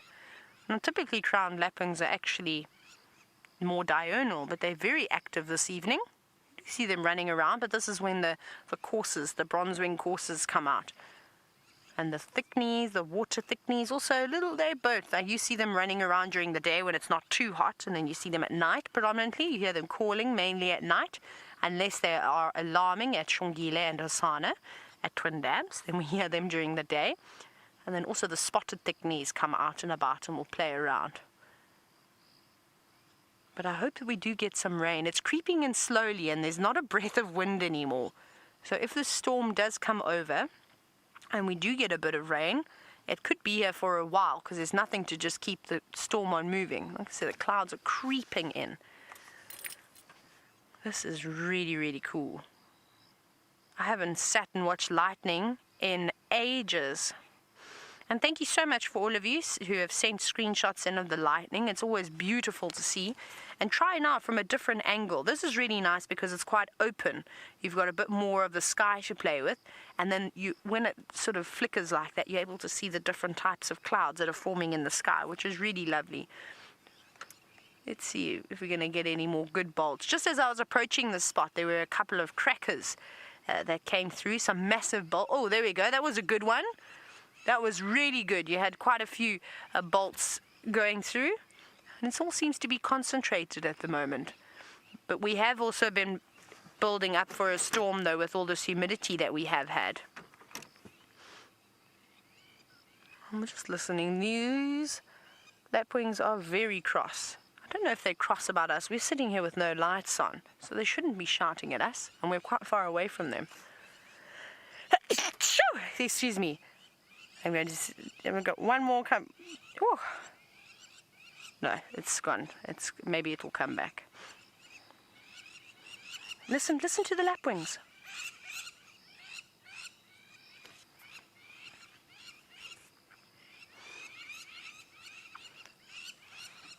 They're all flying around at the moment, all these lapwings. David Ryan, you've said that this should be the intro to my magic show. Wouldn't it be great? We'd need some dramatic thunder, though. That would make it perfect. But we might get there. Excuse me. Goodness gracious. Something is tickling my nose today. So I think it would be great. I think we need a few more bolts, though. I feel like the storm could be a little bit more impressive, especially if it was for the opening of my show. It would have to be only the biggest lightning bolts and cracks of thunder. And then what else? It would have to be one bolt that struck the ground and then lit a flame and then burnt grass. It would have to be very dramatic. Now I think I'm getting a bit over the top. That could be dangerous. No, we'll leave the fire out of it. But isn't this just so beautiful? And especially the colors, the oranges that are present this evening are quite lovely. Wow, that was also a goodie. And this is what the whole point of coming out on safari is that we've been spoiled because, we had the cheetah and they had the elephants come down as well and have a drink. We had one elephant. You had all the tracking with Tristan. And then sometimes, the elephants never came out. Or at least you got to see an elephant with me. Very quickly, though. And it's sometimes nice to come and sit at something like this, which is so peaceful. Like I said, you can hear how quiet it is. It's just a couple of cicadas that were going and then the crowned lapwings kicking up a fuss about something. But it's nice to reflect and look at something like this. I think it's a great way to end it. Oh, hang on, was that a lion?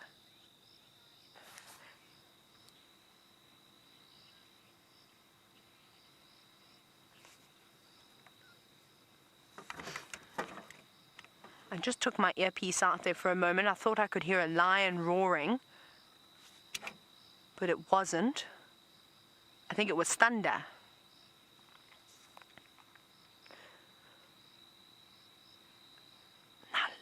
Now listen, it's gone so quiet. Now it's just the insects, the crickets and things. Now Eli, the yellow bear, you're wondering if animal behavior changes with a lightning storm approaching. I think it does. I don't know what upset those birds because the lightning's been going for quite some time now, so I don't think it would have been that. Perhaps it was me. Perhaps it was me barging through here in a vehicle that they didn't enjoy because now they've settled down completely. But it does. They can feel, they can sense when a big storm is coming, so you will see animals moving to cover or whatever they need to do depending on the animal. but I definitely see a change in their behavior. I haven't seen too many insects out this evening, which was unusual because typically we are seeing a lot of insects on these hot nights, but not even one millipede today, which is unusual. No more mildreds. Oh, wow. Oh, there's some really amazing ones. See, as the storm is coming in now, we're getting more and more sections that are building up with the lightning. So not just this one spot, which is really quite lovely. We actually don't even know. I don't know where Lamech needs to point the camera because it's happening everywhere. I think we've got the best, though, at the moment. This is phenomenal.